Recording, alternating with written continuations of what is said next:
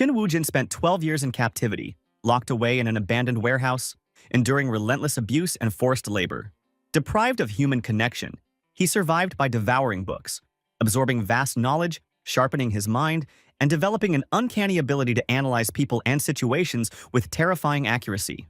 Rescued at the age of 18, Woo-jin struggles to adjust to a world that moved on without him. Though his family welcomes him back with open arms, he remains disconnected, his extraordinary intelligence making the ordinary life he desperately craves seem impossible. His sharp perception draws him into mysteries and dangers he never sought, but something darker lurks within him, waiting to take control.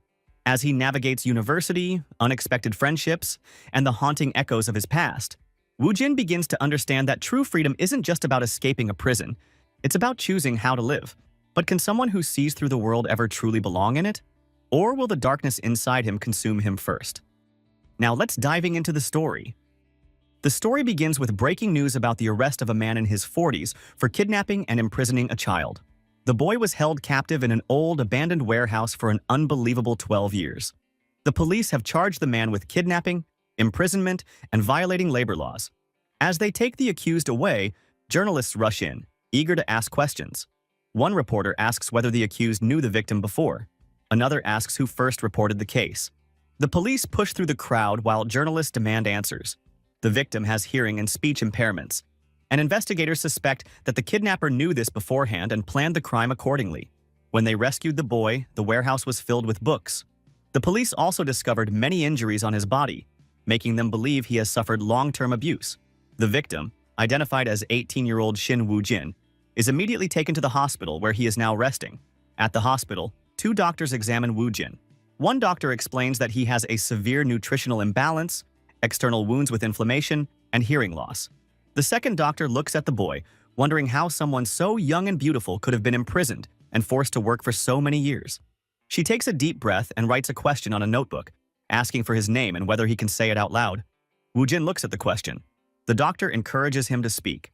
After a moment, he finally responds with words that shock both doctors. He calls himself a son of a bitch. A flashback reveals Woo-jin's life in captivity.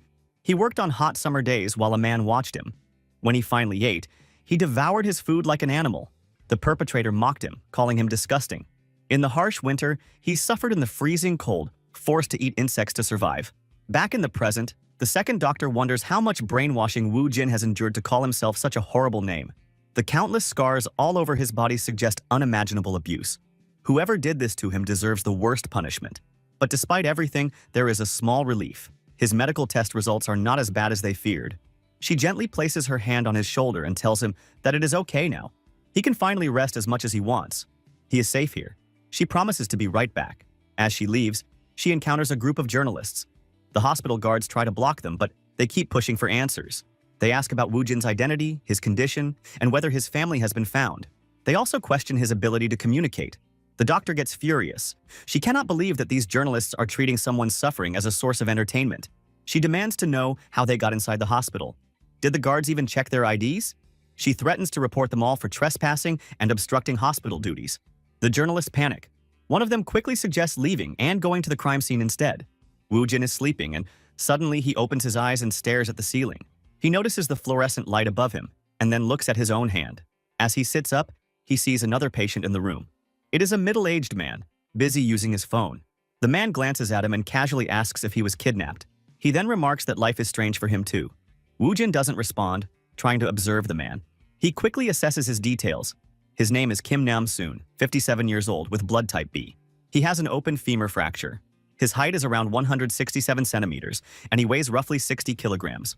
His hands are rough and dry, showing signs of frequent dehydration. He is left-handed and doesn't wear any watches or rings, suggesting that he is not interested in accessories and probably has no spouse. Based on all these details, Woo-jin concludes that Kim Nam-soon fell from a low rooftop while doing plastering work. His left-handed brain instinctively made his left foot land first, but the impact caused his femur to fracture and break outward. As he thinks about the best first aid treatment for such an injury, the doctor returns. She gently asks Woo-jin if he slept well and whether he is feeling hungry. She offers him food and gives him a fork and spoon, thinking they will be easier for him to use. Woo-jin silently observes her. He carefully analyzes her face, the wrinkles around her eyes, the the way her cheek muscles tighten, and the corners of her mouth rise symmetrically. These small details tell him that she is genuinely smiling at him, offering support. He concludes that she is not a threat. The doctor reassures him that he can eat comfortably now. No one will say anything about the way he eats. Woo-jin looks at the food and immediately starts eating. The doctor and Kim Nam-soon are shocked at his speed. He devours the food so quickly that he begins coughing. The doctor tells him to slow down, warning that he will get indigestion. But Woo-jin doesn't stop until he finishes every last grain of rice. The doctor watches him, stunned. She wonders what kind of life he has been living to make him eat like this. Just then, her phone rings. She answers the call, listens for a moment, then nods. She turns to Woo-jin and tells him that his parents have arrived. Hearing this, Woo-jin repeats the words to himself: father, mother, family. The doctor confirms it and asks if she should bring them in. Then she leaves. Alone in the room, Woo-jin stares at the clock. He begins counting the seconds and then the minutes, measuring how long it will take for his parents to reach him. Suddenly, a voice echoes in his mind. He is about to hear them. His heartbeat quickens. Anxiety creeps in. He senses their presence just outside the door. Outside the room, the doctor speaks with his parents, reminding them that the patient's stability is the top priority. His parents acknowledge the doctor's words. Then, they finally enter the room. As the door opens, Woo-jin sees them standing there with the doctor. His father and mother call his name. He stares at them silently. They rush toward him and embrace him tightly. Tears stream down their faces as they apologize over and over again. Woo-jin listens to their words repeating like an echo in his mind. A feeling he cannot explain grips his chest. Then, panic takes over. His parents notice his reaction and grow concerned. They ask him what is wrong, but Woo-jin suddenly starts shouting. The story continues with Woo-jin's younger sister Bomi. She talks to her mother on the phone and tells her that she has cleaned the house. After ending the call, she reflects on her brother's return and wonders if things will feel awkward. She doesn't remember much about him since she was very young. As she watches a YouTube video about the warehouse where Woo-jin was found, she tries to imagine what it must have been like for him. She realizes that he spent 12 years there, and although she can't fully understand his experience, she thinks it's a relief that he was finally rescued. The doctor informs the family that Woo-jin doesn't have hearing loss, but may be experiencing psychological difficulties. When Bomi notices her parents arriving with her brother, she feels nervous. Her mother calls her name and tells her that she has brought her brother home. Bomi welcomes them, and her mother quickly moves to prepare dinner. Their father calls Woo-jin inside, and as he enters, he silently looks at Bomi. She smiles but hesitates to approach him. As Woo-jin takes in his surroundings, his gaze is fixed on an old childhood photo of him and his sister. His father reassures him that it's understandable to feel awkward after being away for so long. His father then shows him his old room and asks if he remembers it. Woo-jin confirms that he does. His father suggests that he look around the room and spend some time with Bomi. Bomi is shocked by the suggestion, unsure of what to say. Her mother encourages her, saying that she should try to get closer to her brother. At first, Bomi refuses, offering to help with dinner instead. But her mother insists that spending time with Woo-jin is just as important. Eventually, she agrees. While their mother is cooking, Bomi and Woo-jin enter his room. Bomi finds the situation incredibly awkward. Woo-jin observes the furniture, including his bed, the window, and the computer. As he processes his surroundings, he thinks to himself that this is his room. Bomi finally speaks, calling him brother. When Woo-jin turns to her, she suddenly starts crying, realizing that he looks even more handsome than when she last saw him at the hospital. She then takes out a smartphone and offers to teach him how to use it. Sitting together, she explains how to turn it on and how to store important contacts, including their parents' numbers and her own. To help him practice, she deletes her number and asks him to save it again. Woo-jin takes the phone and follows her instructions. When he succeeds, Bomi gets shocked and wonders if he really understood everything so quickly. She tells him that he doesn't have to use formal speech with her since she is his younger sister. Woo-jin acknowledges this and continues listening to her explanations. Bomi then instructs him to turn on the phone. As he does so, he seems amazed by the device. Next, Bomi introduces him to internet search functions. She tells him that he can type anything he wants to know in the search bar and tap the magnifying glass icon. When she asks if he wants to try, Woo-jin immediately searches for the word family.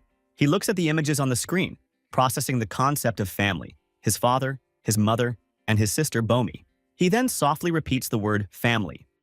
Bomi finds his reaction amusing and starts laughing, reassuring him that they are indeed his family. Suddenly, Woo-jin becomes alert and starts sniffing the air. Bomi watches him curiously as he asks if the scent he is detecting is perfume. He then begins to recall information about the history of perfume, including its origins and uses. He stands up, commenting that the smell is pleasant. Bomi, confused, asks what he just said, but He doesn't answer. Instead, he suddenly leaves the room. Bomi follows him and asks where he is going, but he doesn't respond. He walks straight to the dining table, realizing that the scent he noticed was not perfume but the aroma of freshly cooked food. He seems fascinated and thinks to himself that the dinner smells amazing. His mother, seeing him, happily calls out saying that he arrived just in time. She asks if he is hungry and invites him to sit down. His father tells him that he made kimchi stew, exaggerating that the taste is so good one could die without realizing it. Confused by the phrase, Woojin asks if he can eat it. His father laughs and clarifies that he didn't mean it literally. The family then fills his plate and serves him food, feeding him with their own hands.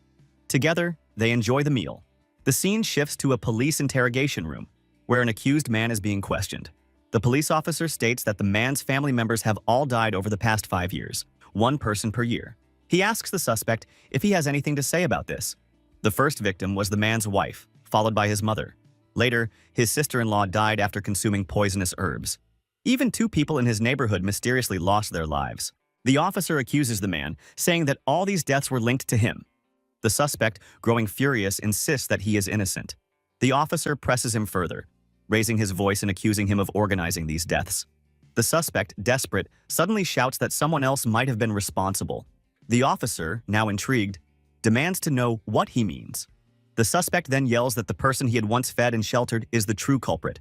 He insists that it was all that person's doing. The officer, losing patience, scolds him for yelling. The suspect, still agitated, swears that he has no idea what kind of person that bastard really is. He claims that everything that happened was because of him. Late at night, Woojin sits in his room staring at the YouTube icon on his phone. He remembers Bomi telling him that many people watch videos on YouTube. Curious, he opens the app and feels amazed by the huge variety of content available. He scrolls through different videos and listens to people speaking. As he hears them talk, he starts repeating their words. He practices saying phrases like, "Hello, everyone," and "Hello, family," trying to match their pronunciation. Then, he comes across a video titled Teokboki Mukbang. He clicks on it and watches 2 girls eating spicy rice cakes.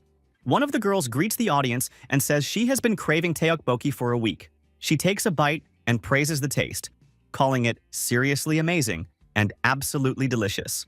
Woojin's eyes widen, and his mouth fills with water as he suddenly craves the food. He wants to eat it right away. Suddenly, he hears a knock on his door. His sister, Bomi, stands outside and asks if she can come in. Woojin gets up, opens the door, and sees her waiting. He asks if she called him and if she needs him to do something. Bomi becomes curious about what he is doing. Woojin wonders if she needs help with cleaning or some other work. He asks what kind of task she wants him to do. Bomi quickly tells him that it is not about work and that he doesn't have to clean anything. She then asks if he wants to go out for ice cream. Woojin gets astonished. He asks about ice cream, and Bomi confirms, explaining that it is cold and really delicious. She assumes that, as expected, he has never had it before. She grabs his hand and tells him they should go. Their mother reminds them that they cannot go anywhere else. But their father tells Bomi to hold her brother's hand tightly. Both siblings say they will be back soon and leave the house. They arrive at an ice cream shop, and Woojin looks around in shock. Everything inside the store amazes him. Bomi calls him over and tells him to choose any ice cream he likes. Woojin stares at the colorful options, feeling confused. He lets out a small "wow" in amazement. Seeing his hesitation, Bomi offers to help. After thinking for a moment, she picks an ice cream and hands it to him. While paying for their treats, she considers giving him money to let him try paying himself. However, she decides it is better to take things slowly. She tells Woojin to give his ice cream to her so she can handle the payment. As they leave the store, a group of girls sitting nearby notices Woojin. One of them urges her friend and tells her to look at him. The others also turn their attention toward him. Meanwhile, Bomi teaches Woojin how to open the ice cream wrapper. The girls continue to watch him. One of them finds him handsome and suggests asking for his number, but her friend stops her, saying it would be too embarrassing. They also notice Bomi standing beside him and wonder if she is his girlfriend. Bomi takes the ice cream from Woojin and opens it for him. She hands it back, telling him to try it because it is super cool and sweet. Woojin takes a bite and freezes for a moment. Bomi watches him closely and becomes curious. She asks if something is wrong. She wonders if the ice cream tastes strange or if it is too cold for him. She starts thinking that maybe she should have bought something else instead. She quickly reassures him that he doesn't have to eat it if he doesn't like it. Woojin looks at her and tells her that the ice cream is delicious. As he eats, he suddenly becomes emotional. He continues taking bites, enjoying the sweet taste. Bomi notices and asks where he learned the word delicious. The girls sitting nearby continue to watch in surprise. Bomi reminds Woo Jin to eat slowly and asks again if he likes the ice cream. While enjoying their dessert, Bomi suggests taking a picture together. They take several selfies and decide to head back home.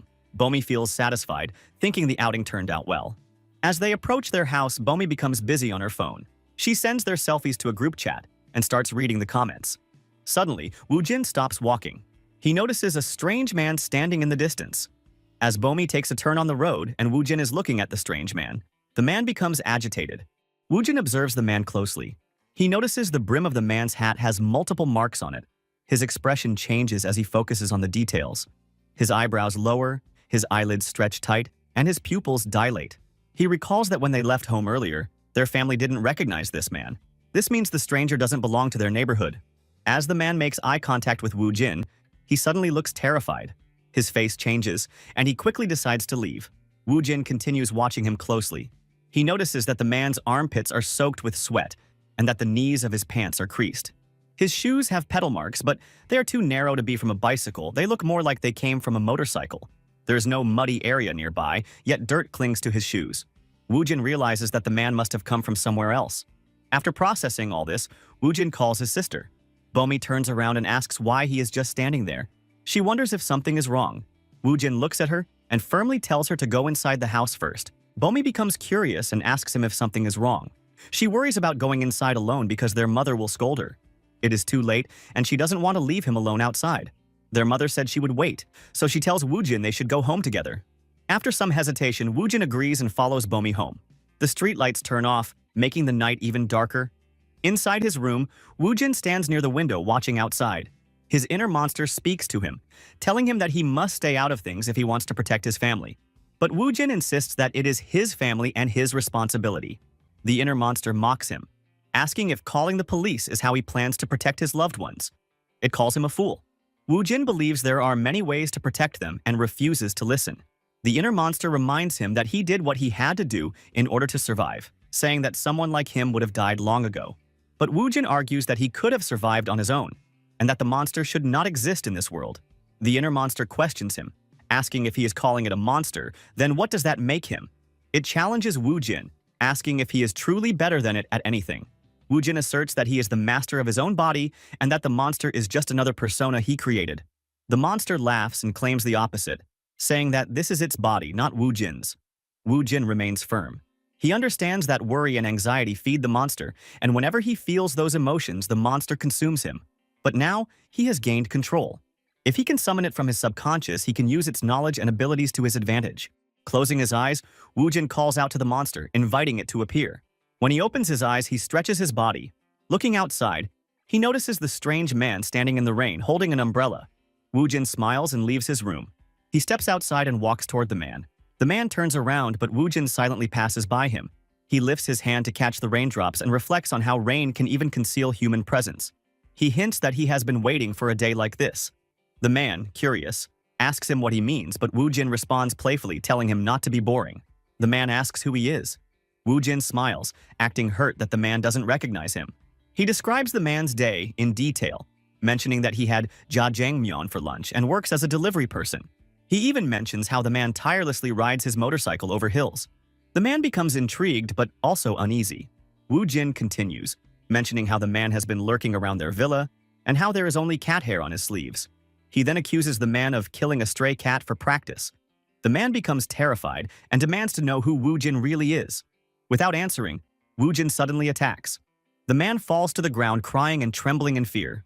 Woo Jin rips open his shirt, revealing his scarred chest. The man stares in astonishment.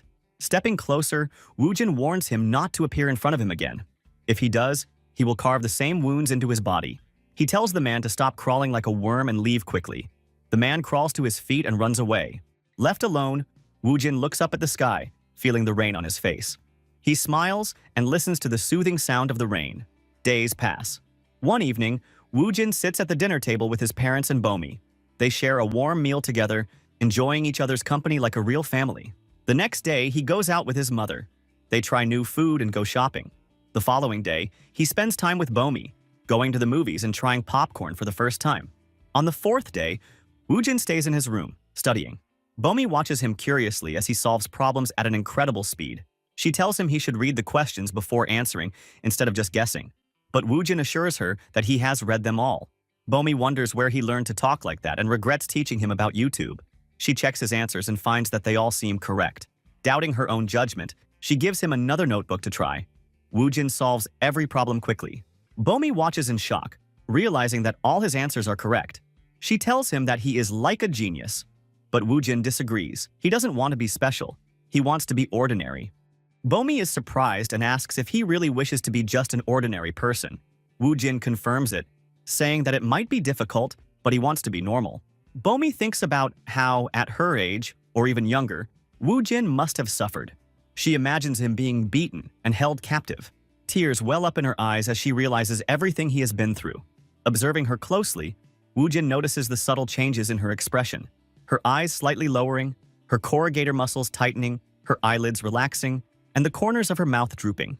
He gently places his hand on her head and tells her not to be sad. Then, he starts writing something on a notebook. Bomi watches him curiously and asks what he is doing.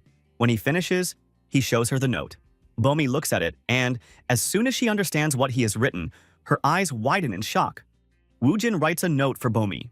He tells her not to be sad because sadness can weaken the immune system, increase stress, and cause health problems like weight gain and cardiovascular disease. Sadness also affects the brain, making people feel tired and lowering serotonin levels, which can lead to depression and anxiety. Bomi reads the note and feels amazed. She asks him how he knows all this. He replies that he has read many books. Their mother calls them for dinner, and Woojin runs to eat. Bomi, still looking at the note, feels surprised, but their mother calls her again, so she quickly joins them. Later that night, Woojin watches YouTube food reviews. People in the videos say the food is really delicious. He scrolls through different videos, amazed by how many food-related videos exist. He clicks on one, where a girl introduces malatong. She says she has already eaten earlier, so she will have a modest amount, 10 servings. She starts with flat glass noodles, ordering a spicy flavor. It is extremely spicy, but she still enjoys it. She then tries cone noodles and loves the texture. Woojin keeps scrolling and finds more videos of the same girl eating different foods. He clicks on another video where she does a ramen mukbang. She starts by boiling water. Before eating, she adjusts her hair. Then, she begins eating and continues talking about the food. As Woojin watches the videos, he wonders about the girl. He believes the girl is behaving just like him. He thinks about how someone like him might react the same way to food. He remembers a conversation with his parents. His father once asked him what he wanted to be in the future, but his mother said he didn't have to decide yet. She just wanted him to be happy and healthy. Woojin answered that he wanted to be an ordinary person with an ordinary job. His father agreed and said that would be good. Later, Woojin arrives at a building. He observes a situation where two men argue. One man accuses the other of a crime, saying the CCTV caught him, but the other man denies it. He insists that he was not there and doesn't even own the hat seen in the footage. The accuser, growing frustrated, points out that there is an eyewitness. The accused still denies it, saying it is impossible because he was never there. Woojin approaches them and greets Detective Kim Tae-hyun. Tae-hyun is shocked to see him and barely recognizes him. He says Woojin has grown handsome and asks how he has been. A flashback shows Tae-hyun rescuing Woojin in the past, taking him to an ambulance and promising to take responsibility for his safety. Back in the present, Woojin thanks Tae-hyun, saying he has been doing well because of him. Tae-hyun, happy to see him healthy, orders his colleague Gicheol to take the suspect to a holding cell. The man continues to insist that he is innocent. Woojin watches the scene and asks Tae-hyun if suspects always deny their crimes at first. Tae-hyun laughs and says that is true. It happens as if there is a manual for it. He then asks why Woojin is there. Did he come because he missed him? Woojin says he has something to show him. Tae-hyun becomes curious and asks what it is. He suggests they get a drink and talk outside, but Woojin insists that he look at something immediately. Tae-hyun looks at the phone screen and sees a mukbang video. He asks why Woojin is showing him a food video. Did he start a YouTube channel? Woojin explains that the girl in the video was once in a situation similar to his. He analyzes her body language. Her eyes look up and to the right, which indicates lying. Her fingers move toward her lips, a sign of nervousness or anxiety. She bites her lip as if she is chewing on it, which is another sign of nervousness. Feeling anxious while eating delicious food seems strange. If she were only worried about the taste, she wouldn't show this level of anxiety. Her eyes dart to the right again. She says the food is delicious, but her body language suggests otherwise. While eating, her shoulders are hunched. This posture appears when someone feels threatened or attacked. The limbic system makes people curl up in self-defense. Then, her eyes look up and to the left. This movement means she is recalling a memory. At the same time, she covers her mouth with her hand, a sign that she is hiding something. This is often an unconscious reaction when people don't want to talk about something. While boiling water, she fiddles with her necklace, a common action for stress relief or psychological stability. Taehyun listens and asks what Woojin is trying to say. Woojin points out something important. The girl is sending a signal. Her fingers form letters spelling out SOS. He explains that micro-expressions and unconscious actions all add up. It is too perfect to be a coincidence. This girl is being held captive just like he was before. Taehyun, still unsure, questions if that is really the case. Woojin insists. He points out that at first only small signs appeared. A barely visible hair, then a hair tie, then cotton. The girl is getting braver in sending signals. Taehyun processes the information and realizes that the victim is likely in her early 20s. She might not have a family or could have grown up in a poor environment. Woojin says the perpetrators are likely multiple people, ranging from teenagers to young adults.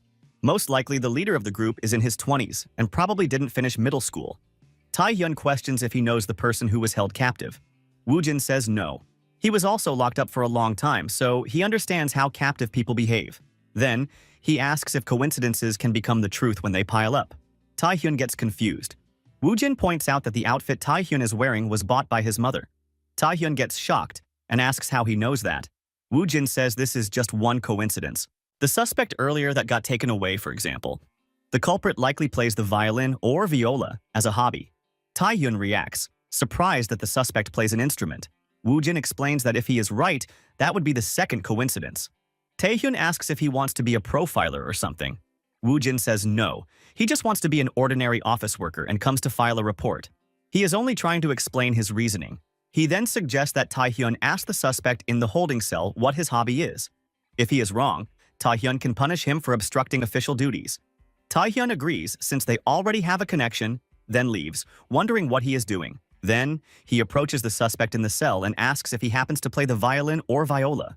The man looks curious, then admits that he does, as a hobby. Taehyun gets shocked and wonders if Woojin has some kind of special ability. A flashback shows Woojin observing the suspect earlier. He had closely examined the man's fingers and realized he played violin or viola. Back in the present, Taehyun returns to where Woojin was, but he is gone. Gicheol informs he doesn't know where Woojin went. Taehyun notices a note on his desk. It says, "Two coincidences. Shall they try for a third?" The high school mukbang girl is desperate now. The note also mentions Woojin's phone number. Taehyun tells Gicheol to search YouTube for high school mukbang. Gicheol acknowledges his order.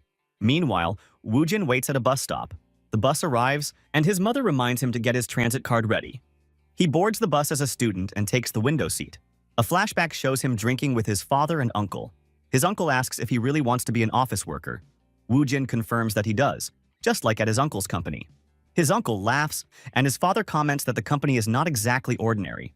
His uncle says he heard Woojin is great at studying, solving problems in seconds, so for him, it would be an ordinary job. Woojin asks if he can visit the company. His uncle agrees and asks when he wants to come. Back in the present, Woojin sits on the bus, thinking about the promise. Today is the day he is scheduled to visit. He has 4 stops left, about 32 minutes to arrive. After some time, he reaches his uncle's office and calls him, saying he has arrived. Woojin looks up at the large office building and reads the sign, Shinhwa General Trading. It is a major corporation, just as he expected. He observes the people around him, thinking about his dream of living an ordinary life.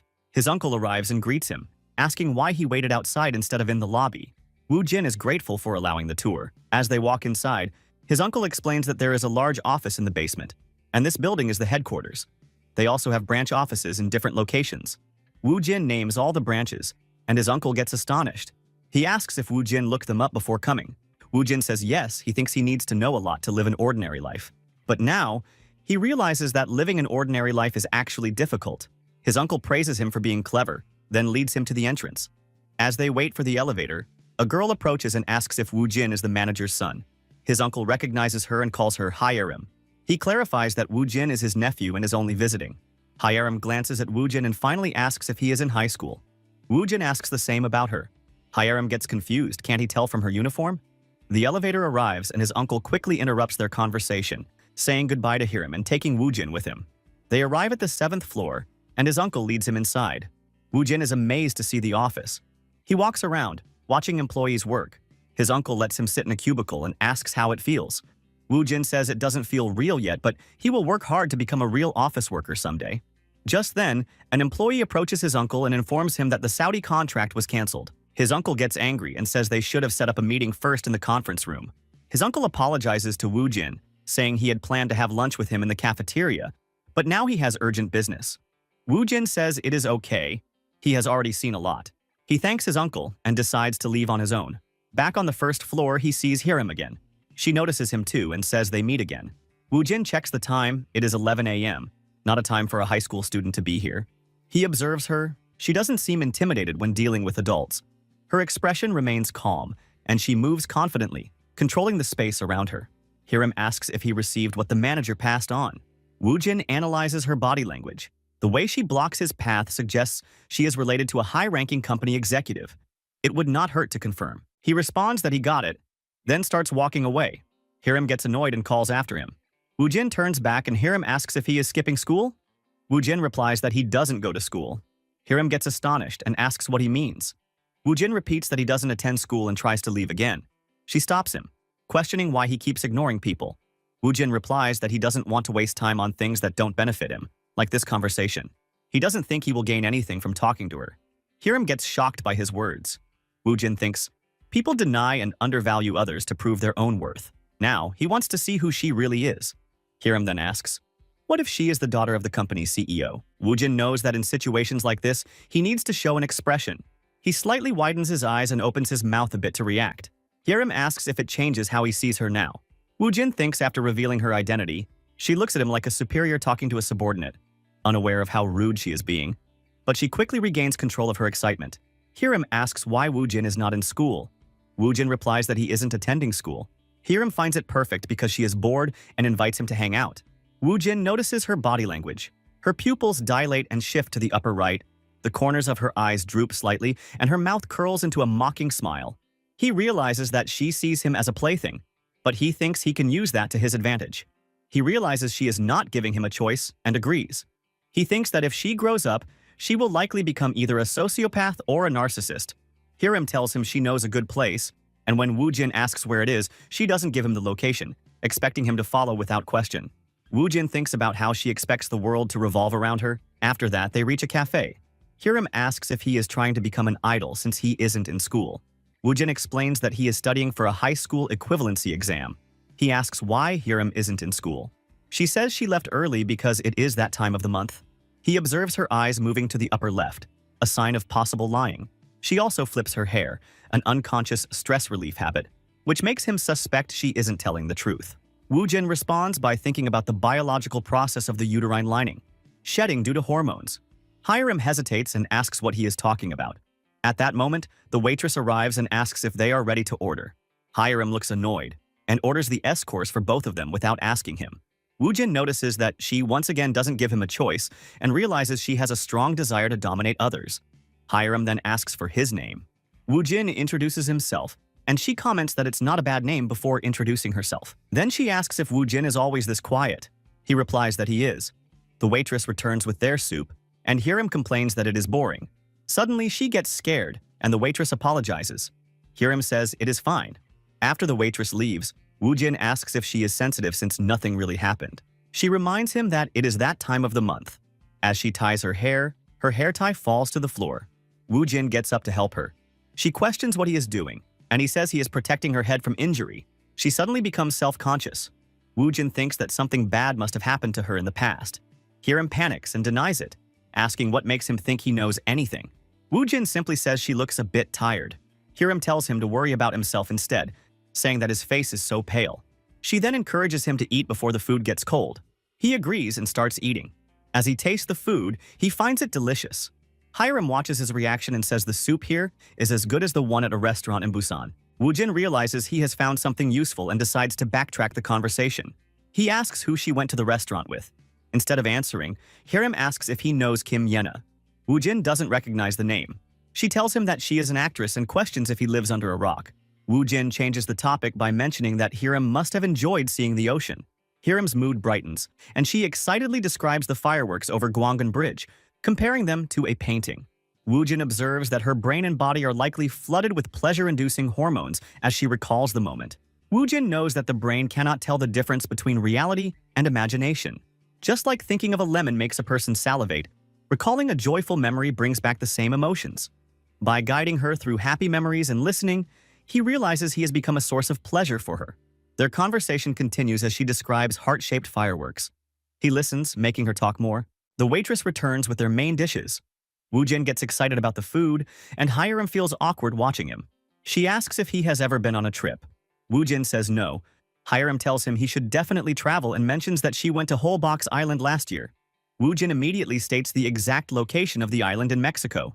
Hiram confirms he is right and describes the beauty of the place. Suddenly, Woojin stands up and says he has to go study. Hiram is shocked and asks if he is serious about studying all of a sudden. He reminds her that he is preparing for the high school equivalency exam and says goodbye. Hiram tries to stop him, asking for his phone number. She offers to help him when he travels to Holbox in the future, saying she knows the best hotels and restaurants. Woojin realizes that she is addicted to the pleasure hormones he triggers.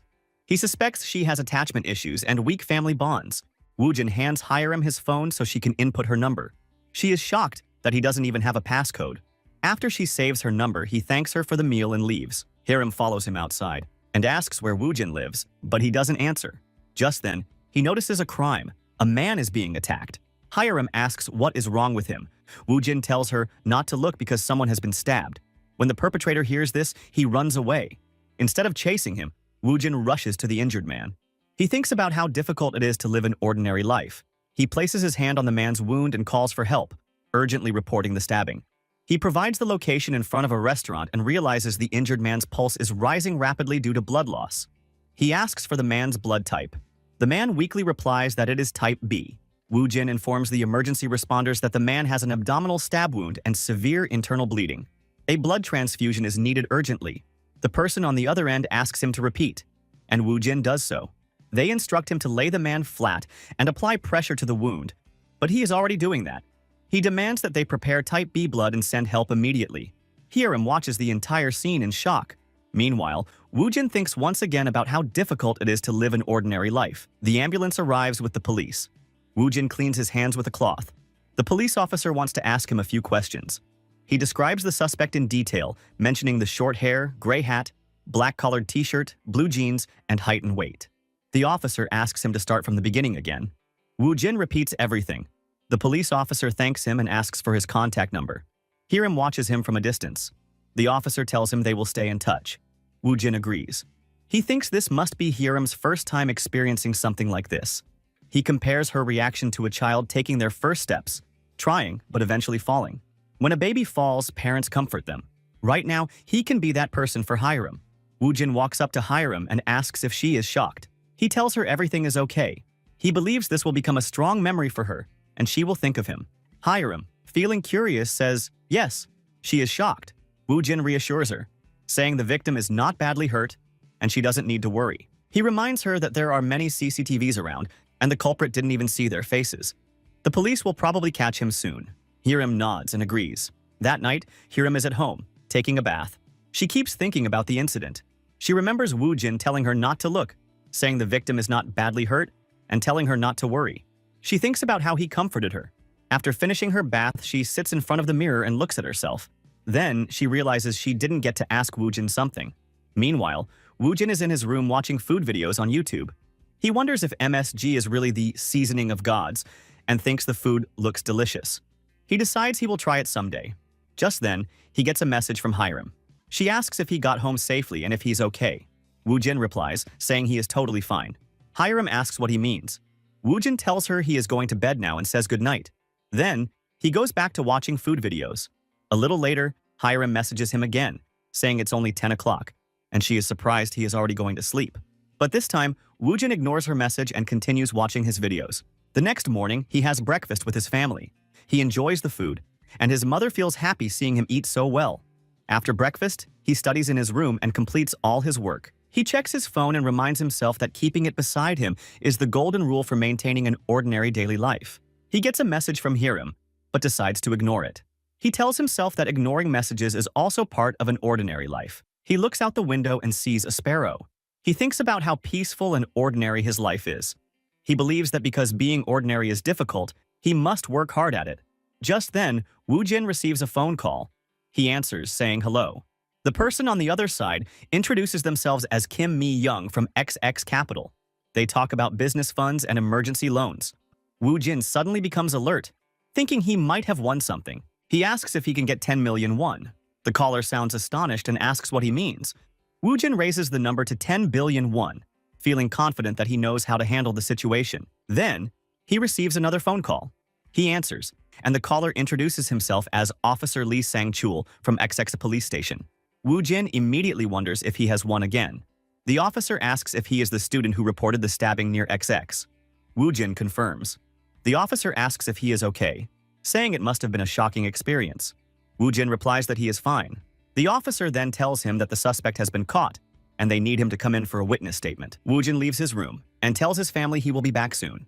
He thinks about how, unlike in childhood, he will not return home late this time. He will come back on time every day. After that, he reaches the police station. In the interrogation room, he tells the detective that he could not see the suspect's face well because of the hat. He says he focused on the overall impression instead.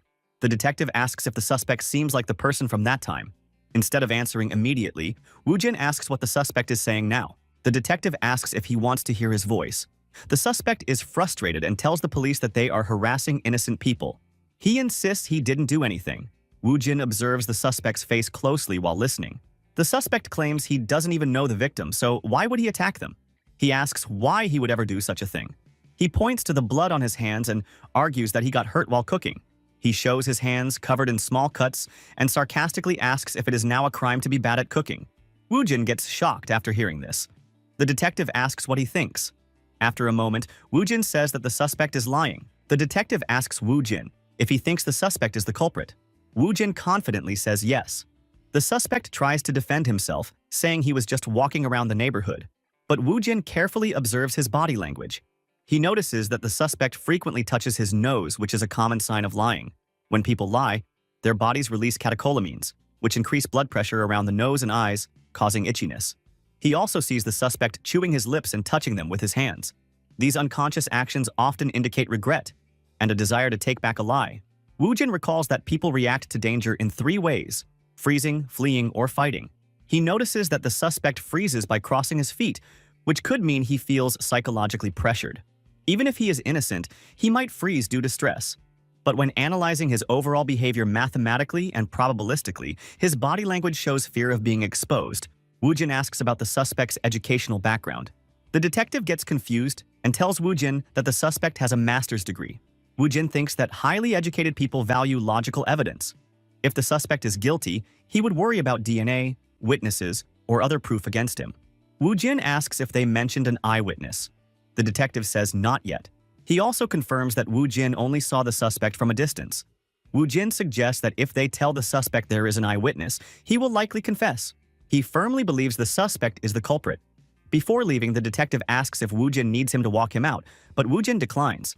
After he leaves, the detective enters the interrogation room and tells accused named Kim Young-bae that they have an eyewitness who saw him at the scene. The suspect is visibly shocked and asks about the eyewitness. The detective asks if he admits to the crime now. The suspect finally confesses, saying it was impulsive. Meanwhile, outside the station, Woo Jin remembers people eating food. He wonders what jjajangmyeon tastes like at the police station. He imagines it being incredibly delicious and thinks that he will definitely try it someday. He then checks his phone and receives a message from Hiram. She asks what he is doing.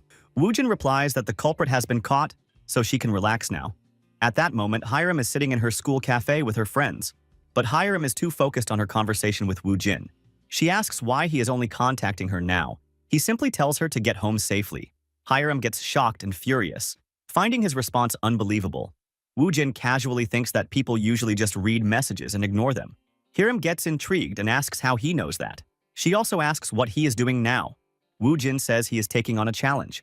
She asks what kind of challenge, and he tells her that if she comes, it might increase his chances of success. Later, Woo Jin and Hiram go to a restaurant to take on a food challenge. Hiram is still annoyed about his earlier messages. The waiter explains the challenge. They must finish all the food within 20 minutes. If they fail or throw up, They will have to pay a 2001 penalty. Woojin is determined to win. He thinks about how there is no set maximum amount of food. It keeps increasing. The real challenge is dealing with leptin, the hormone that signals fullness to the brain. Fat cells release leptin when eating, so he must finish before his brain registers that he is full. The waiter asks if they are ready. Woojin confidently says yes, and the challenge begins. He starts eating at an incredible speed, shocking both Hiram and the waiter. He continues to eat rapidly and finishes his bowl. Hiram, still in shock, doesn't finish hers. The waiter announces that Woojin wins. Woojin thinks about asking Bomi to praise him. Hiram is shocked and asks if he is trying to become a YouTuber. She finds it crazy that he ate so much so quickly. She questions if he is even human, since eating like that doesn't seem normal. After leaving the restaurant, Hiram comments that the place was great and thanks Woojin for the meal. She asks if they still have room for more food. Woojin replies that it is a rule to have dessert after a meal when dining with a woman. Hiram thinks he is weird but also strangely interesting. Woojin asks if that is not normal. He tells her to come quickly, and they go to another cafe for dessert. He finds the sweets delicious. Hiram tells him he needs to stop watching YouTube because his way of speaking is unusual. But Woojin continues enjoying his dessert, repeating how tasty it is. Hiram silently watches him, feeling a bit awkward. In the evening, Hiram's driver arrives to pick her up. She tells Woojin again that he needs to stop watching YouTube. His way of speaking is strange, almost like he is copying the phrases he hears. She offers him a ride home, but he refuses and leaves on his own. As she watches him walk away, she smiles, finding him peculiar yet interesting. Later that night, Woojin is in his room watching a YouTube video. He repeats the words from the video as if practicing them. Suddenly, he receives a phone call and wonders if he won something at this late hour. He answers the call, and the person on the other end asks if he is Woojin. He confirms his identity and asks who is calling. The caller is Detective Taehyun. Taehyun asks if it is a good time to talk. He then mentions the YouTube channel Woojin told him about, the high school mukbang channel, where a student ate 10 servings of malatang. He reveals that there was not just one perpetrator but several. The victims and perpetrators met in a group of runaway youths. The victims' families didn't look for them much since they frequently ran away.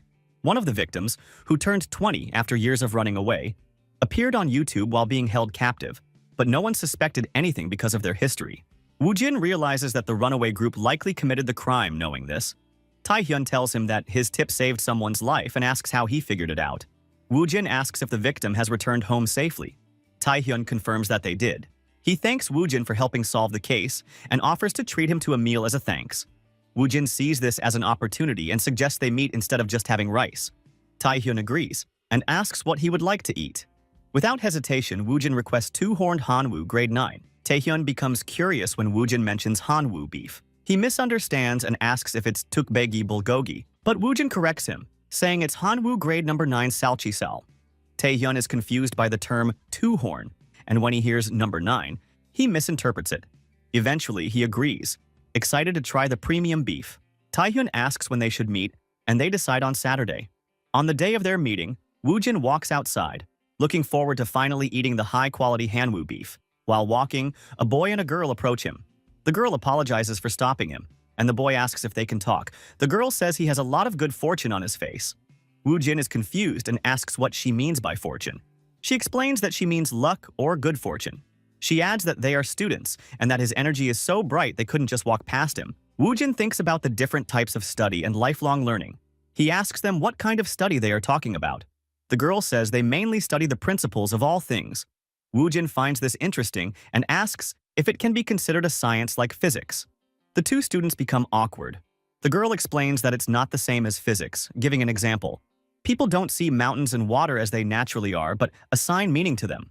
Woojin responds by explaining mountains scientifically as high-altitude tree formations and water as H2O, composed of hydrogen and oxygen. He asks if there is any mistake in his knowledge. The girl praises him, saying his bright energy must make his insight extraordinary. The boy suddenly asks if people often tell him he is handsome. Then, he mentions that Woojin resembles his ancestor who is sitting on his shoulder. He says Woojin's ancestor has been watching over him but looks slightly displeased because he hasn't been very pious. Woojin looks around, trying to see the spirit, and asks if it's a ghost. The boy gets astonished, and the girl corrects him, saying they don't call them ghosts, but ancestral spirits. Woojin asks how she perceives such non-organic entities. He explains how the human eye processes information and asks if she has a special organ.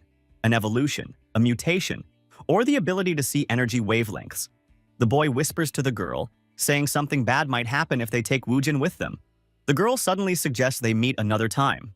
Woojin, still curious, tells them not to leave and asks to talk more about ancestral spirits.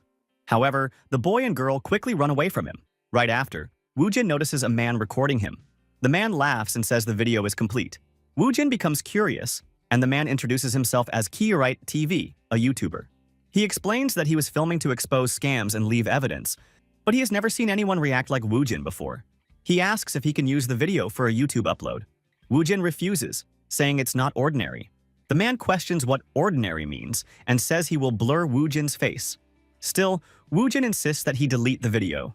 The man argues that videos like this should be widely shared for the public good. Woojin starts leaving, but the man offers to change his voice so no one can recognize him. Still, Woojin asks him to delete the video.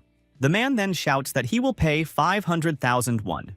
Woojin remains firm, so the man increases the offer to 1 million won. At that moment, Woojin shows him his phone with his bank details. The man gets confused by how quickly Woojin's attitude changes, but transfers the money to his account. Later, Woojin meets Detective Taehyun at the restaurant. Taehyun asks him again what he wanted to eat. Woojin repeats that he wants 2-horn number 9 salchi sal. Taehyun checks the price, and Woojin quickly says that something else is fine too.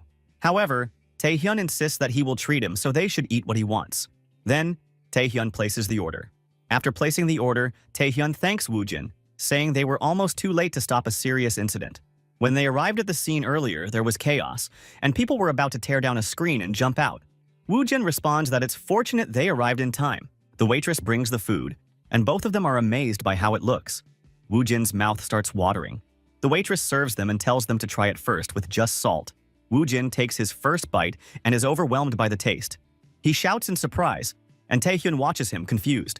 He asks if Woojin bit his tongue, but then Taehyun takes a bite himself and has the same reaction. He explains that the meat is incredibly delicious and worth the price. The meat juice surprises him. Taehyun tells Woojin to snap out of it before he eats everything. Woojin quickly takes another bite. The waitress continues serving them, and they both find the meal incredibly delicious. Taehyun then asks Woojin if they should order naengmyeon. Woojin responds that, as expected, the detective knows the golden rule. Taehyun reassures him that if the meat isn't enough, they can order more. Woojin hesitates but accepts. The next day, Woojin studies in his room. His mother serves him food, and he also helps his sister with her studies. He takes his classes and goes out with Hiram to cafes and libraries, and life continues normally. Eventually, winter arrives. At school, everyone encourages the seniors, saying, "Good luck and do well." Woojin looks up at the sky. He then enters the school to take his exam. Inside the classroom, he sits at his desk and receives the question paper. Looking at it, he decides to let's get started. Woojin finishes his exam and steps out of the school, feeling anxious. He worries that he has made an irreversible mistake. His parents have always told him that they only want him to stay healthy and that it is okay if he doesn't do well in his studies. They believe that living an ordinary life is the best. Taking a deep breath, he imagines his family welcoming him happily and telling him that he has worked hard. But now, he wonders what he should say when he gets home. As he reaches home and enters, Bomi runs toward him. Noticing his upset expression, she immediately asks why Woojin looks like that. When he doesn't answer, she starts to worry. She wonders if he might have messed up the test, but there is no way he could have made a mistake. Still, she asks again if something bad happened. Finally, Woojin speaks, saying that he thinks he overestimated himself. Bomi starts to think that maybe he was too nervous during the exam and made some mistakes.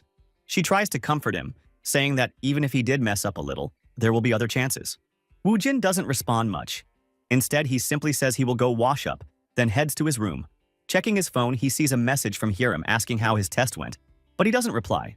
He puts his phone on the table, thinking about how he solved too many practice problems unnecessarily. After that, he leaves his room, still looking depressed. Bomi watches him, feeling worried. She has never seen him like this before and doesn't know how to comfort him. Just then, their mother calls Bomi and asks if Woojin is home. Bomi hesitates and then tells her mother that he seems really down, probably because he didn't do as well as he thought on the test. Their father, overhearing the conversation, also becomes concerned and asks if Woojin is home. Their mother explains that he looks really disappointed, most likely because of his test results. Hearing this, their father becomes even more worried. He asks Bomi if Woojin said he did badly. Bomi responds that he didn't say much, but from his face, he seems extremely disappointed. Their father reassures her, saying that it is just one test, and these things happen. He tells her to remind Woojin that it is okay and not to be too upset. He then adds that he will be home soon with something delicious to cheer him up. Bomi agrees, and then turns back to her brother. Woojin comes out of the bathroom, and Bomi hesitantly asks if he is upset because he got a lot of questions wrong. She reminds him that these things can happen and reassures him that their parents will not be disappointed. But then, Woojin suddenly says something unexpected. He was not aiming to be extraordinary. Bomi, confused, asks what he means. Stressed, Woojin explains that he thinks he got everything right on the test. He says that he should have intentionally made some mistakes to be more ordinary. Bomi is stunned, realizing what he is saying. She asks again, trying to confirm. Woojin repeats that, without realizing it, he solved every problem correctly. Bomi feels her soul leaving her body. She cannot believe that this is the reason he is feeling down. Woojin then starts wondering if it is because he practiced too many problems. His hands moved on their own, answering questions without thinking, as if it were second nature. He worries that this is not normal. Bomi suddenly panics, rushing toward him and insisting that he cannot tell anyone about this. But Woojin, still deep in thought, concludes that it is just as he feared. He is not ordinary. Trying to calm him down, Bomi tells him that he might have made a few mistakes. She suggests checking his answers to make sure. Woojin sighs and says that would be nice. But then he admits something else. He remembers all of his answers. Bomi, shocked, asks if he really remembers each answer for each question. Without hesitation, Woojin confirms it, saying that they were problems he solved, so of course he remembers them. Now even more stunned, Bomi says that is not normal. Still, she insists that they should check, hoping that he got at least a few wrong. They begin checking his answers. Woojin simply says the question numbers and his answers. One by one, Bomi checks them. As she goes through each answer, she realizes they are all correct. Woojin, still hopeful, asks if there are any mistakes. But Bomi tells him that they are all correct. Determined to find even one mistake, she checks his answers in another subject, mathematics. Woojin anxiously asks her if any are wrong, pleading for at least one mistake. But when Bomi finishes checking, she hesitates and tells him everything is correct. Woojin falls into an even deeper depression. He says that he understands now. He really got everything right. Bomi, on the other hand, thinks that this is something to be happy about. She tells him that this is a great achievement and should be celebrated. But Woojin says that this is not what he wanted. He wanted to be ordinary, but being ordinary is harder than he thought. Their parents always told him to live a normal life, but now it seems impossible. Bomi realizes how their parents will react when they find out. She tells Woojin that they will be very surprised. Woojin agrees, saying that of course they will be surprised. He got a perfect score. Bomi realizes that her brother sees things in a completely different way than most people. Woojin, still emotional, says that he will never be ordinary. Now, Bomi starts getting annoyed. Just then, their parents arrive home. Bomi immediately runs to them and excitedly tells them the news. Woojin got a perfect score on the test. Their parents, initially confused, react with shock. Their mother, remembering how Bomi said he did badly, asks if this is really true. Bomi explains that they just finished checking all the answers and everything was correct.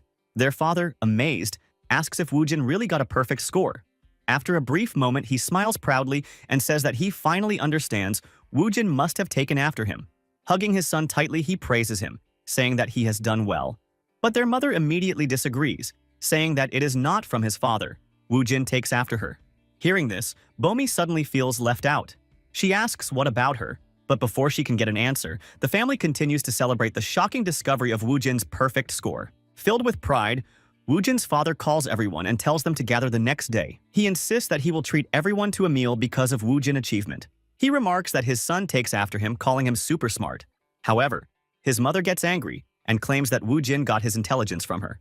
Meanwhile, Bomi watches them, enjoying their argument. Woojin feels uneasy.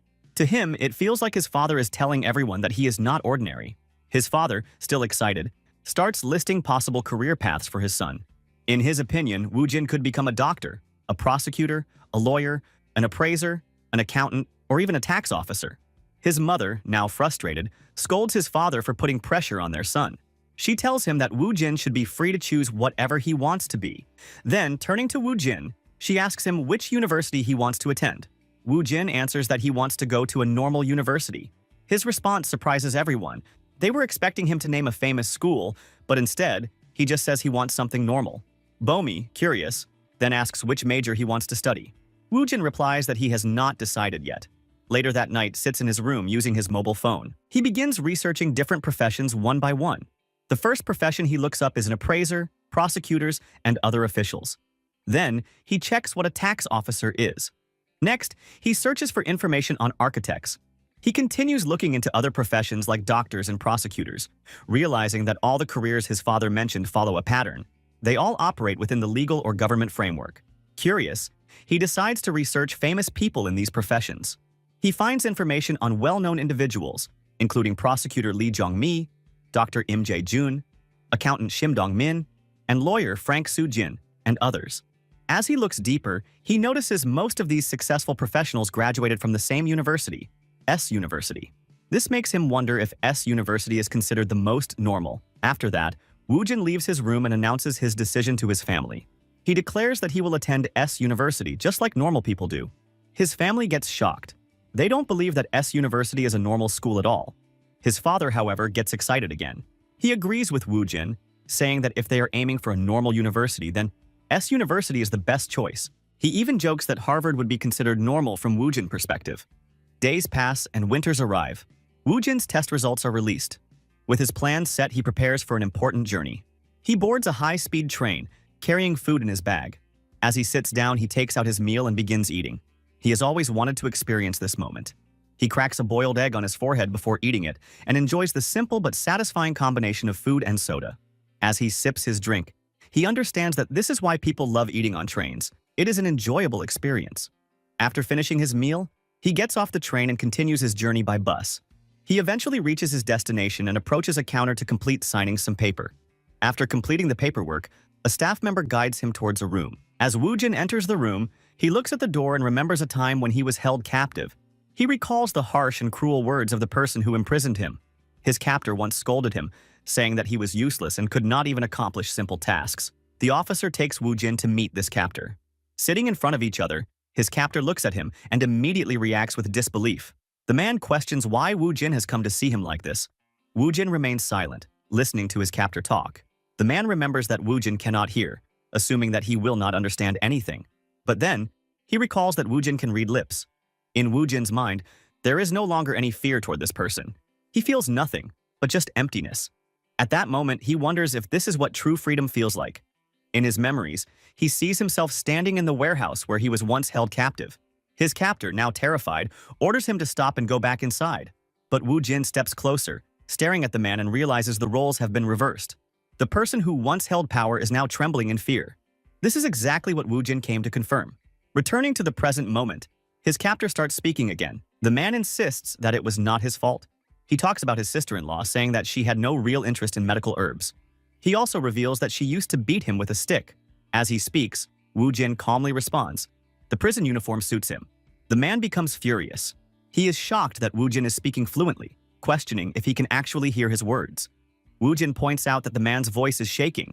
He reminds him that his family members died mysteriously one by one each year, some from heart attacks, others from poisoning. The man grows furious and wants to attack Woo-jin, but the officers quickly stop him. As Woo-jin watches his captor struggle, he reflects on human nature. He realizes that people only see what they want to see. They believe what they want to believe. They only listen to things that validate their existing thoughts. Looking at his captor, he remembers how the man used to beat others. Two of his former acquaintances, whom he abused, ended up dead. One suffered a heart attack. Woo-jin starts analyzing the details, his heartbeat increasing, his body reacting to fear. He wonders if he should push things further. As he stands there, observing the man who once tortured him, he ponders what to do next. Woo-jin says he has been struggling with a dilemma lately. He wonders if he should carve his release date onto his body so that he won't forget it. The man asks if he is threatening him, but Woo-jin quickly reassures him, saying that he is only concerned about his health. He asks if his captor is writing an autobiography and expresses curiosity about what it might say. The man, confused, asks how Woo-jin knows about that. Woo-jin continues, advising the accused to eat only when he is not full, to put down his phone before he feels satisfied, and to get some moderate exercise while avoiding too much sunlight. Woo-jin even mentions that he has deposited some money into the accused's prison account. He clarifies that he doesn't have much money yet as he isn't working, but he will send some from time to time. The accused starts to realize that Woo-jin's actions are part of a larger plan, a setup to keep him thinking about it constantly. He becomes agitated and panics, falling to the ground in fear. He shouts that Woo-jin is a murderer, accusing him of killing his family and neighbors.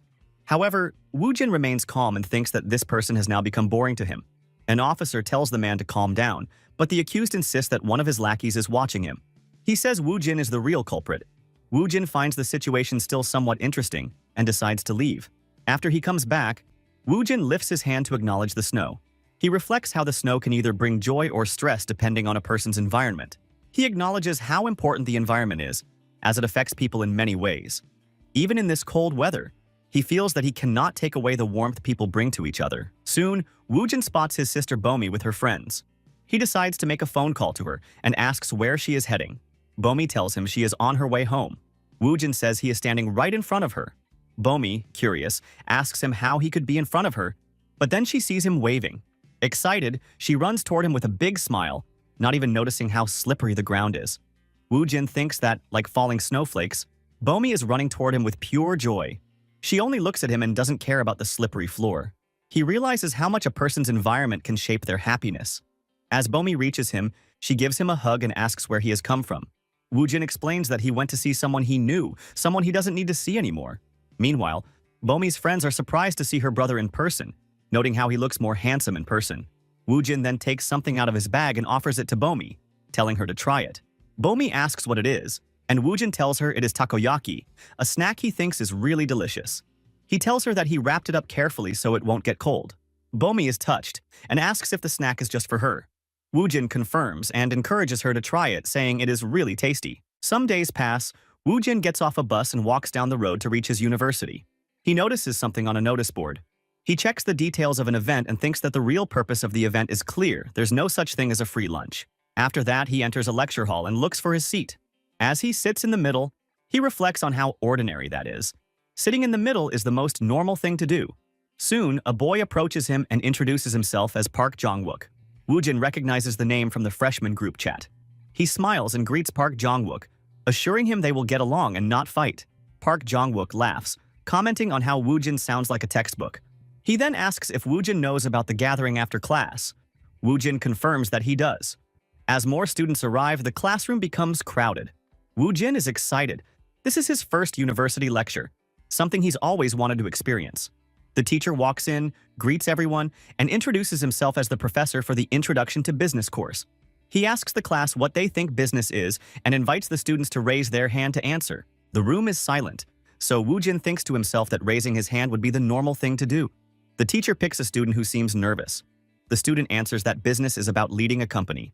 The teacher acknowledges this and asks another student in a white shirt for their answer.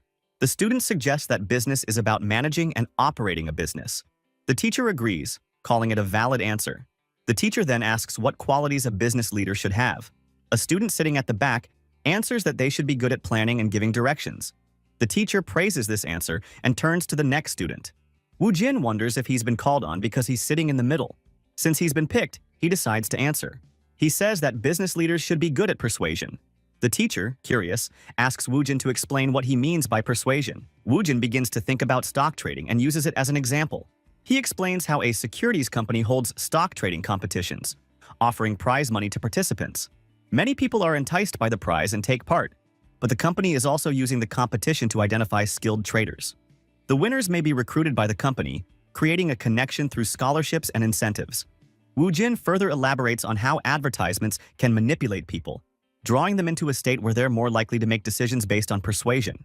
He believes that business leaders understand this power and use it in various ways.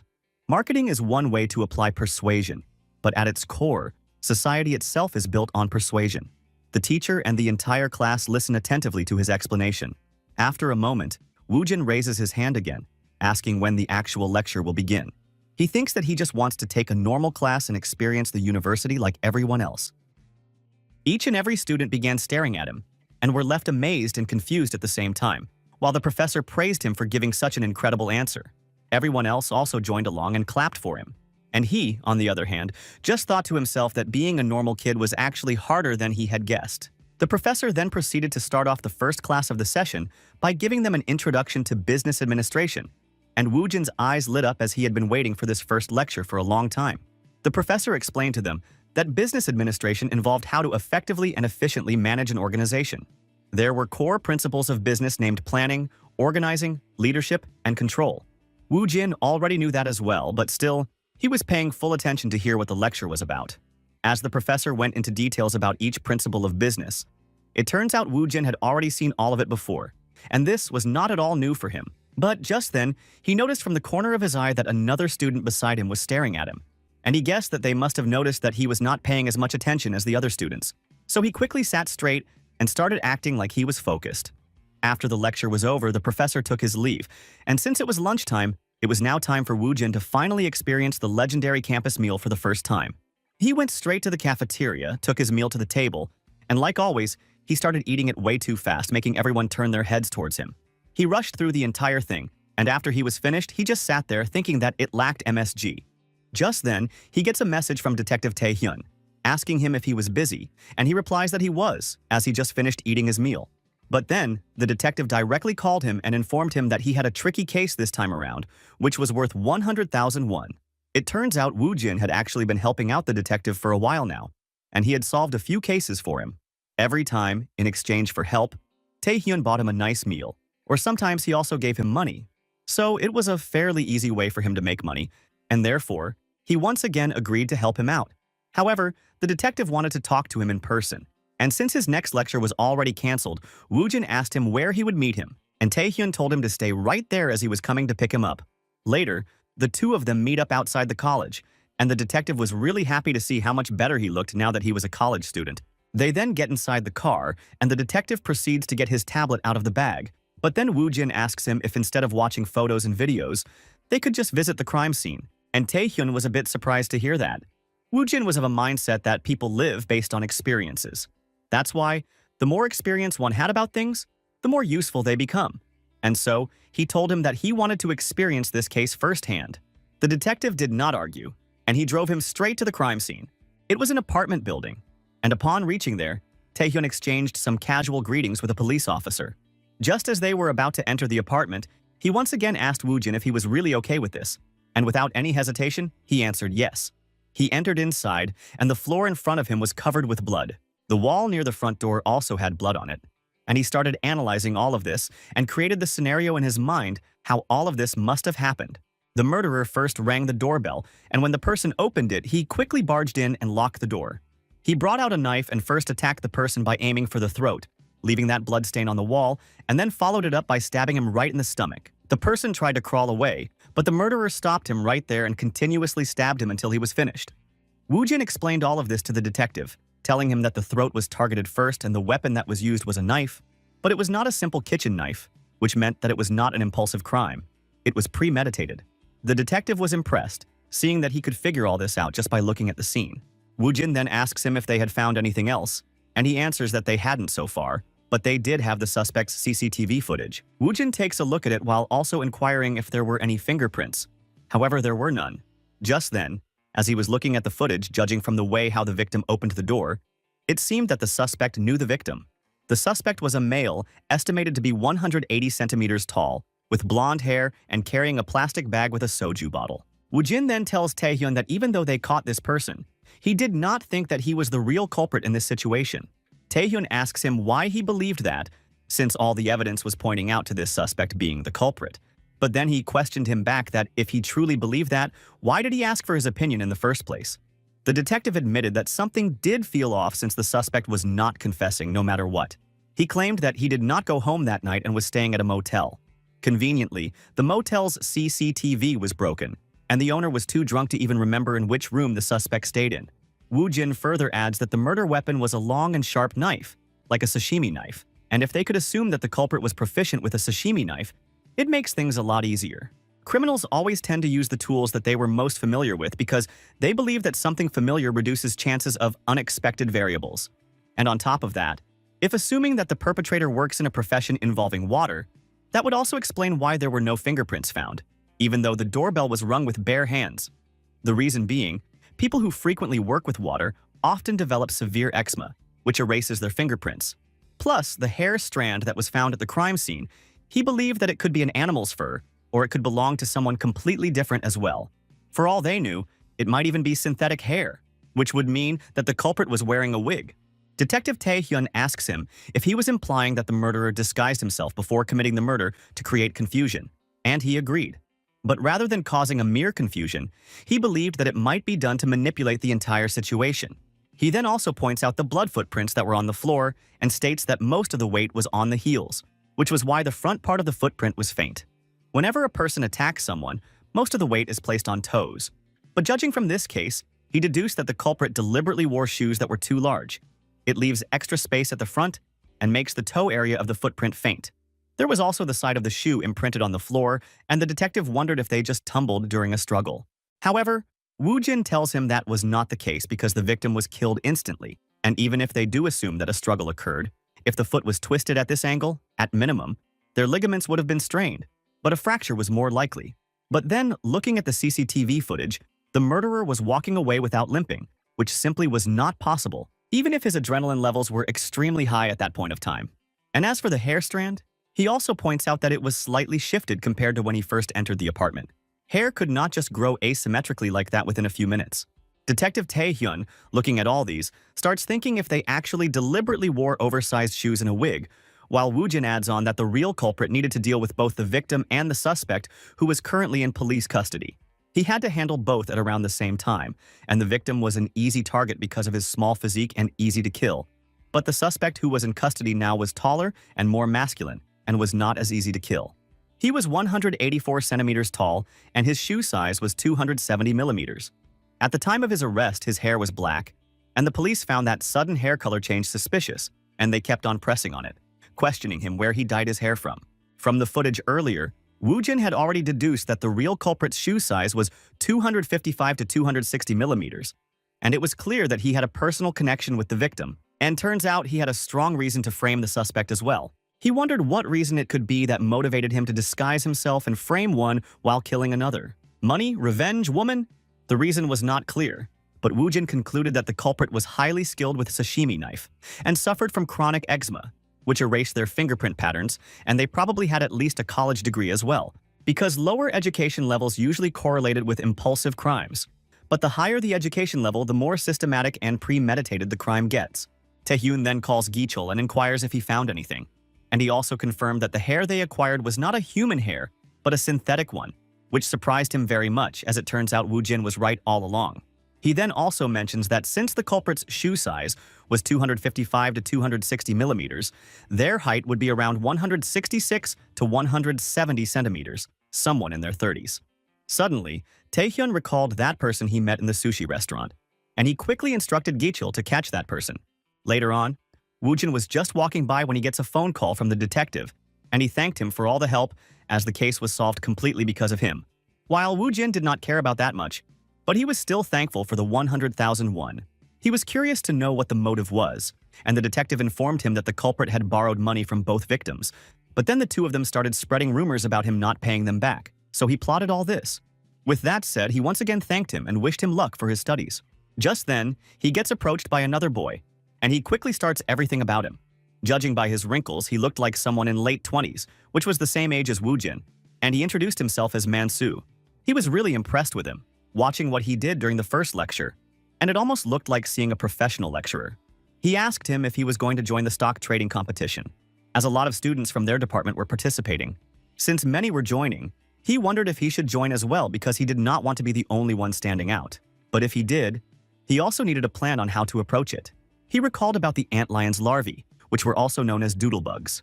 They prey on ants, sucking out their fluids and discarding their bodies. However, this concept was not just limited to insects. Most people that were involved in the stock market always had a bunch of questions running through their heads, and whenever the market crashed, they could not tolerate the failure, and some even went to the extent of ending their lives. In the stock market, people called ants had their money drained, and since most normal people were becoming ants in today's time, he wondered if he should be one too. However, if he lost the money, he also knew that it would make his parents and Bomi sad. So, instead of getting drained, he decided that he would be the one doing the draining, just like sucking honey, because he also understood that self-realization was a part of being normal as well. He agrees with Mansu and, together with him, he heads to the stock trading class. In that classroom, students were gossiping about how some of them were in profit while some were in loss, and he sat there quietly observing and thinking that he needed to start soon too if he didn't want to be left behind. Then, the professor comes in, and he begins with the third lecture of the session. While the professor was explaining everything to the students, he started to get sleepy, and then when the professor looked at him, he was already fast asleep. And it surprised him because in just the last class that he had with him, Woo Jin was the most energetic person in the class, raising his hand whenever the professor asked something, and he always had more points to add to whatever the professor was teaching, making it look like he was explaining the lecture instead of the teacher. So, as a matter of fact, the professor was a bit glad that he went to sleep already because talking to him always makes the lecture into a one-on-one debate. However, in reality, Woo Jin was not really asleep and was just acting. He believed that sleeping during class was a normal thing, and so he also wanted to experience it just once, but it was not that easy for him, and he could not go to sleep. The professor was finished with the lecture, and he wanted to give them all an assignment, which immediately caught his attention, and with full enthusiasm he raised his hand and asked him what kind of assignment they would be getting, as he had always wanted to do one. The teacher answers that they all needed to read Adam Smith's The Wealth of Nations and understand it. They had to be in a group of 4 and then discuss the perfect competition market, the law of diminishing marginal utility, analyze ethical management, and discuss the role of a business manager. But then, once again, Woo Jin raised his hand and expressed that, in modern times, the law of marginal utility could be approached differently, and he wanted to reinterpret it differently as well, while everyone else just stared at him, wondering what the hell he was saying.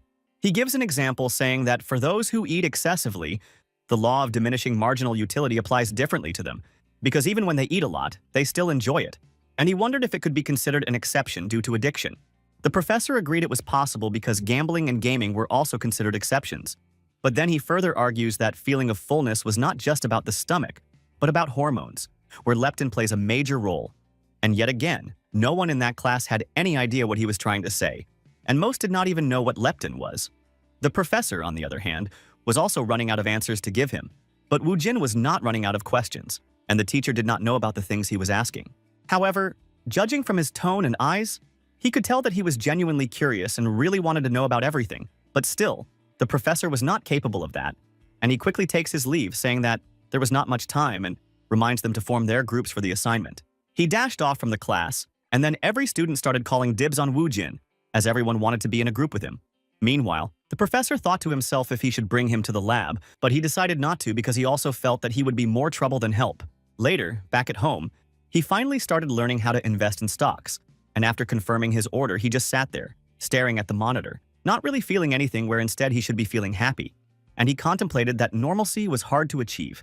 He sees the graph slightly going down, and he remains calm, but then the graph straight up hits the rock bottom, and he starts to panic, but he tries to stay calm thinking that it was just a simulation. He wondered if his subconscious self was to wake up. How would he react? Because everything that he had seen or heard, he was sure his other self knew everything that he was unconsciously ignoring. So he goes in front of a mirror and called him out. The subconscious comes forth, and he starts praising himself that his face was quite handsome, and he could totally become a celebrity with that face just for fun. But then, he takes off his t-shirt, revealing the countless scars that were on his body, and he understood that he could not. He sat in front of the PC, and he started going through the entire internet to learn more about stocks while thinking that this was something he needed to do.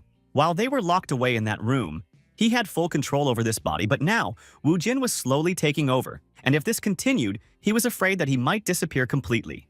Hence, he needed to show him his worth. He noticed some big investors were moving in, and there were signs of accumulation as well. He tells Woo Jin to not be a child and become an adult, as the simulations were pointless and there was no practice in real life. He proceeds to buy a bunch of stocks, and those stocks were actually rising at a tremendous rate. While he sat there, told Woo Jin that money was not something he earns. Rather, it was something that others make for him. What he meant by that was, unless he printed money himself, he would always have to provide some kind of value to receive it, whether he was an employee or a CEO.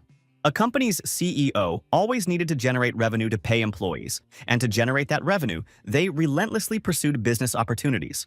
The company owner hires employees to make money, and with that, money continues to flow in and out in a repeating cycle. It was natural for a person to avoid big risks and choose a stable life. However, if they wanted to seek wealth, they also needed to accept the risk of falling.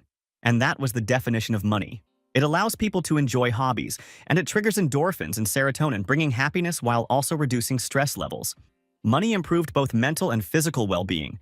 And in a sort of way, money was like a personal massage therapist that takes care of one's inner state, but most people just don't consciously realize that.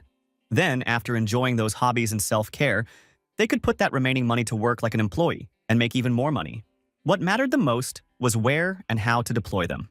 Currently, he had invested in Trinity Corporation. It was a company that once developed its own cosmetics, and their stock was also very stable, until the CEO changed 2 years ago. Since then, their stocks had been falling, but there were also signs of strategic accumulation. Their market capital was 80 billion won, and if a major investor holds enough capital, manipulation becomes possible. There had been several positive articles regarding Trinity Corp recently, so it was the logical choice to buy their shares and then wait for things to unfold. That's exactly what happened, as news started to come in that the company was collaborating on the world's first drug development, involving international professors in the project as well. And as a result, the stocks began to skyrocket, where everyone started buying and selling that company's stock. However, he remained patient and thought about how irrational humans were. They follow trends instead of making independent decisions. And while everyone was moving like a herd, he remained patient and was not going to sell. Eventually, after ignoring everyone else, he reached the point where his share reached the absolute peak in the market, and he was the only one there to claim it. The next day, just as Woo Jin was about to head out for college, his mother asks him if he did not want to eat anything before going, and he tells her he did not need to, while thinking that he was already full. Later in the classroom, a boy named Jong-hun was bragging that he made a 19% profit on the share market, and the others wanted to know how he did it, whether it was observing trading volumes or doing quick trades. However, he tells them that they needed to check the indicators as well, and at the end, it was all about observing and analyzing.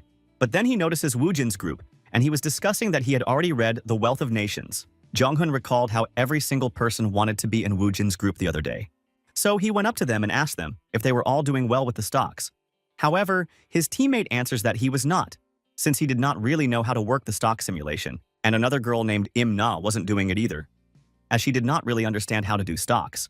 However, he looks away from her and tells them that it was not that complicated as they were thinking, but then he looks at Woo Jin, and he was pretty sure that he must be doing it while he, on the other hand, was simply observing him. And he could tell that Jong-hun was showing a fake smile.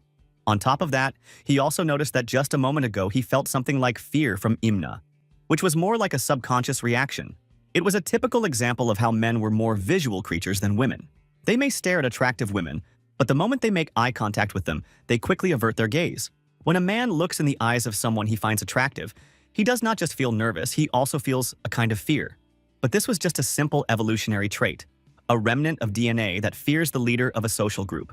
In ancient times, attractive women were usually by the leader's side, and even touching that woman could lead to death or expulsion from the group.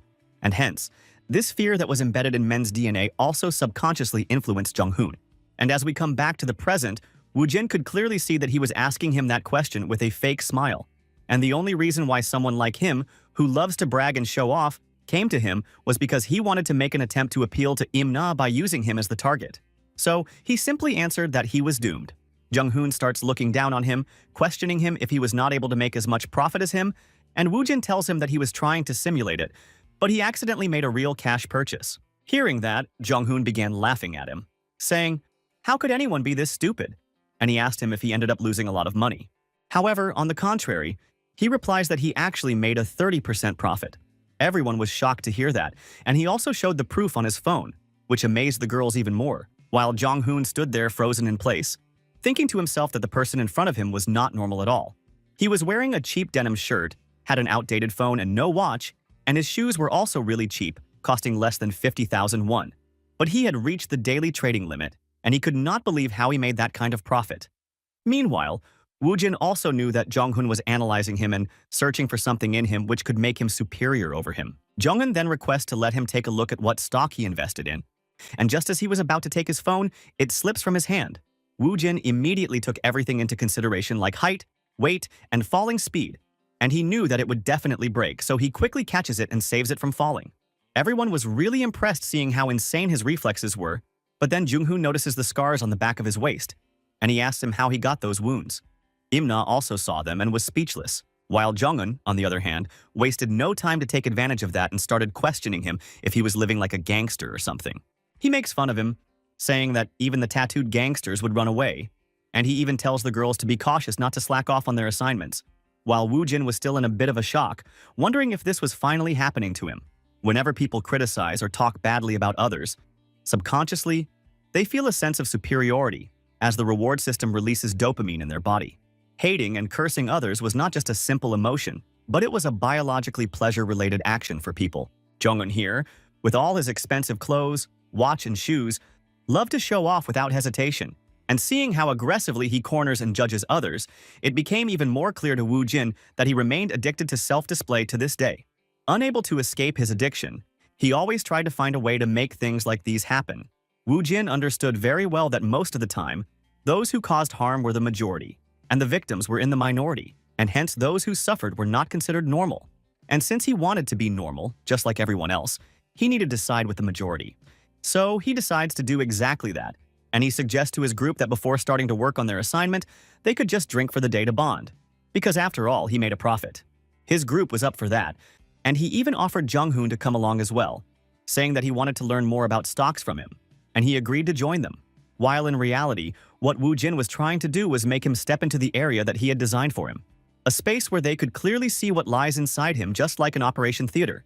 And like the anatomy practice, he would be dissecting him piece by piece so that everyone could see his true nature. Later at night, they all head to a restaurant, but Woo Jin comes out to attend a call. The person on the call was also nearby in the area, and they also wanted to meet the friends that he had made, so the person asked him if they could stop by, and Woo Jin agreed. He then went back inside the restaurant, and there were his 4 classmates excluding Man-soo, who could not come because he had to help his cousin. He sits with them, asking the ladies if they ordered something for them. And they did. But then Jung-hoon changes the subject and points out to him that he had been dozing off in class a lot lately and was curious to know if he was losing his sleep over the stock market. He was sure that he must be checking stocks and news up all night, while the waiter also brought their meal to the table. Woo Jin, on the other hand, was completely focused on the food only. And seeing his expressions, Jung-hoon questions him if he was even listening to him. He replies that he did hear him and reminds him that he had already said he bought them completely by accident. But then Jung-hoon tells him that he should quickly sell it because these kinds of stocks were risky, and as a matter of fact, beginners don't even make money on those. And he was very curious how he ended up buying those stocks. Woo Jin simply answered that he looked at 19 different indices, checked commodities like gold, silver, copper, WTI oil, and foreign exchange rates by country, but then he came across this via some news articles and rumors. Jung-hoon could not even comprehend that he based his choice on things like that, while Woo Jin once again states that it was just an accident. Nonetheless, In-ma was really impressed with him because even though it was by mistake, he still got a 30% profit. It was becoming very clear that Jung-hoon was feeling frustrated, as he also commented that it was indeed impressive for a mere mistake, and he poured some drink for him. Woo Jin notices that he was putting his hand on his waist to make himself look bigger, which was exactly like a cobra puffing up its body to make itself look more dominant. But most of all, as In-ma continued to praise him, saying that because it was a mistake, it was even more amazing. It was obvious that Jung-hoon was not liking that. He was so addicted to showing off that he was not going to simply back down, and he poured drinks to the girls with his left hand when he was not even left-handed to begin with, which clearly indicated that he was going to brag again. And that's exactly what happened, as he tells them that he could buy another watch like the one he was wearing if he also made mistakes. He always tried to shift the conversation towards himself and wanted to make himself the center of attention. But putting all that aside, they all raise their cups to make a toast. And Woo Jin was just excited as he gets to experience his first taste of alcohol. But then, the moment he drank it, he did not like it at all, while the others around him seemed to be enjoying the flavor quite a lot.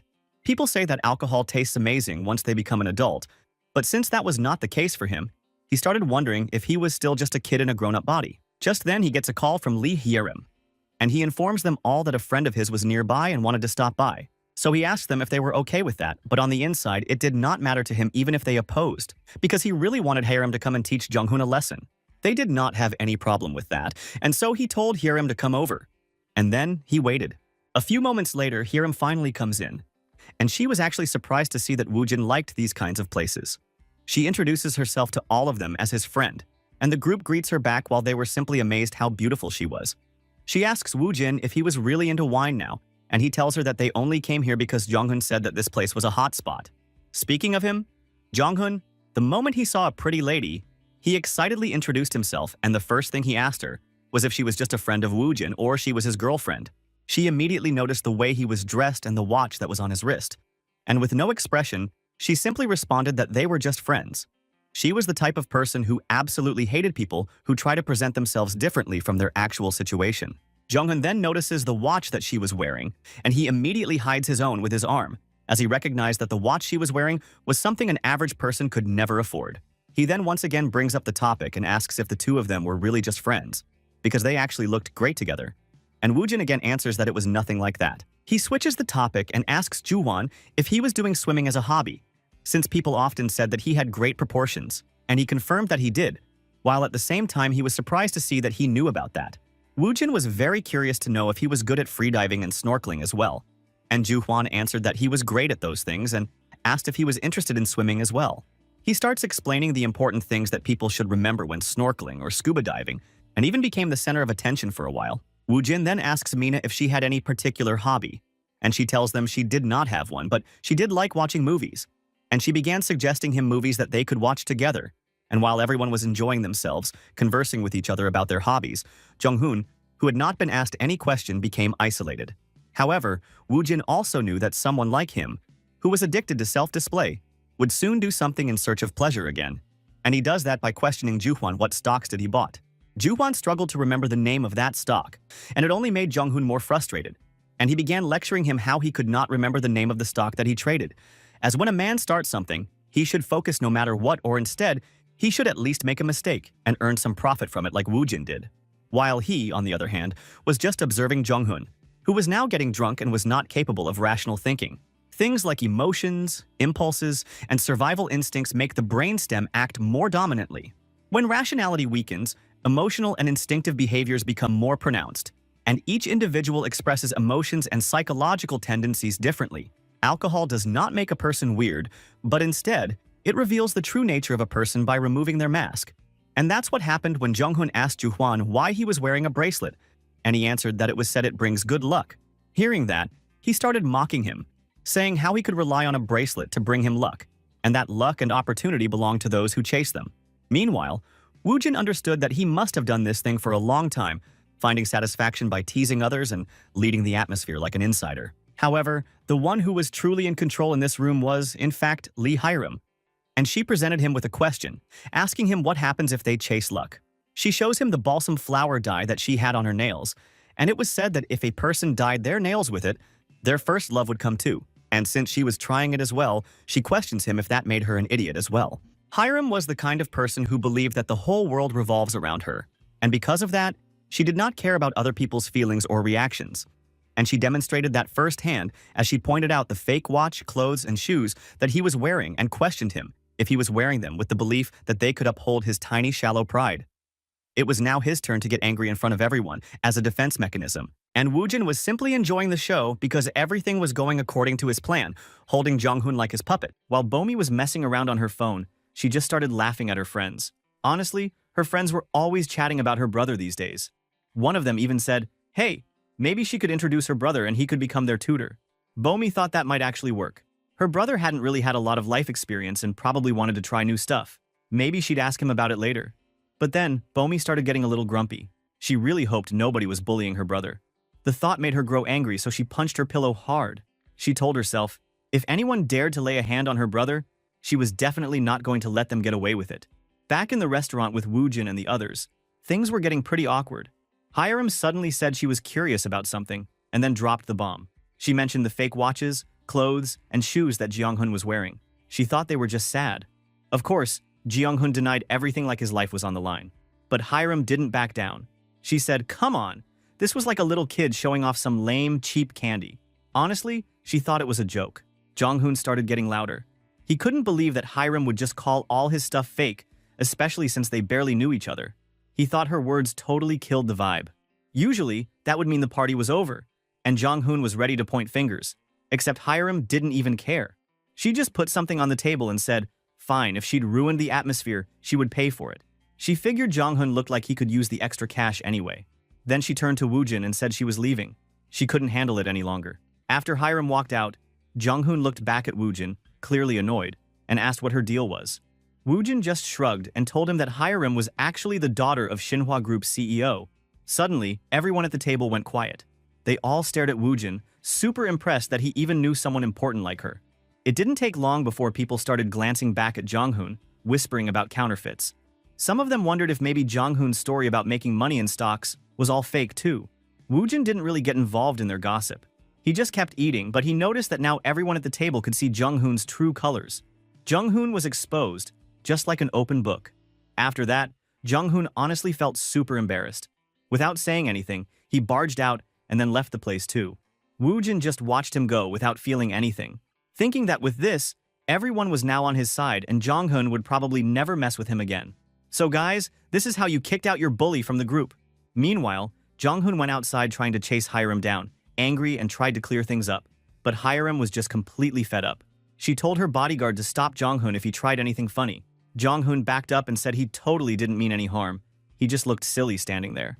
As expected, back on campus, Woo-jin and the group had to get ready for their next assignment. Some of them were complaining. There were just too many papers to read. Woo-jin told them not to worry. He had a little trick. He tossed all the sheets in the air and started snapping mental pictures with his eyes, remembering every page in just a few seconds. His friends watched in shock, totally sure they could never do something like that. Standing up, Woo-jin told the group to relax. He said they could just use the papers as a reference, and that he'd summarize everything they needed for the project. He announced he would head to the bathroom for a bit. On the way out, he spotted Jung-hoon walking by. He casually greeted Jung-hoon and asked if he was there for his own group project. Jung-hoon said yes, but when he saw Woo-jin, he remembered everything that happened before and freaked out a little. He started mumbling about leaving his laptop in the classroom and ran off, wishing Woo-jin good luck. Woo-jin just gave him a blank stare. He thought to himself that from now on, Jung-hoon would probably stop acting up around him. That was good because Woo-jin could finally get his ordinary life back. He thought it was a nice, normal reaction. Around the same time, some students were talking about wanting to eat black bean noodles. Suddenly, Woo-jin remembered that a certain detective had promised to treat him a black beans noodle sometime. Over at the police station, the detective was pretty annoyed about his current case. Looking at his face, the detective suddenly tried to analyze his friend. He noticed his buddy looked rather sad and pale, so he inquired if he was eating yet and if his blind date had been unsuccessful. He even teased him, saying he probably got rejected after asking for a second date, right? His friend just laughed and joked if the detective was trying to copy Woo-jin now. The friend said no. He didn't skip breakfast at all. He even had a big bowl of sundae guk. Detective Tae-yoon see a stain from the soup on his friend's clothes and noticed his muscles were tense, classic stress signs. The friend confessed that, actually, the blind date got delayed because of the gangster they've been chasing. With a laugh, he told the detective that sometimes people shouldn't pretend to be what they're not, especially to mimic Woo-jin, or they'll just embarrass themselves. After that, the two walked to their car, complaining about how there seemed to be way too many incidents in their area lately. They headed off to a new crime scene. When they arrived, the detective was shocked. The victim, a 21-year-old, had been chopped up and stuffed in a cooling box. The detective wondered if this was some kind of grudge. He asked about the parents, and someone told him they were waiting inside. Inside the house, he saw the victim's parents. This was always the hardest part. He wanted to comfort them, but catching the killer was more important right now. That was the best way he knew how to help. He didn't really know what to say, but he had to ask questions. The dad couldn't take it anymore and started yelling, begging the detective to catch the murderer fast. The mom just sat in shock, no emotion, like she was about to collapse. After trying to calm the family, the detective stepped out and asked his partner if there was any new information. But his partner shook his head, nothing important yet. The detective got annoyed. He thought this killing had to be done by a serious psycho, someone who'd probably done this before. He couldn't believe someone actually dismembered a body and shoved it in a cooling box. He decided they had to start with the nearby CCTV cameras. Just then, Woo-jin called the detective. The detective sighed, thinking Woo-jin was probably asking for another food reward. But now he was desperate and kind of wondered what Woo-jin would want to eat this time.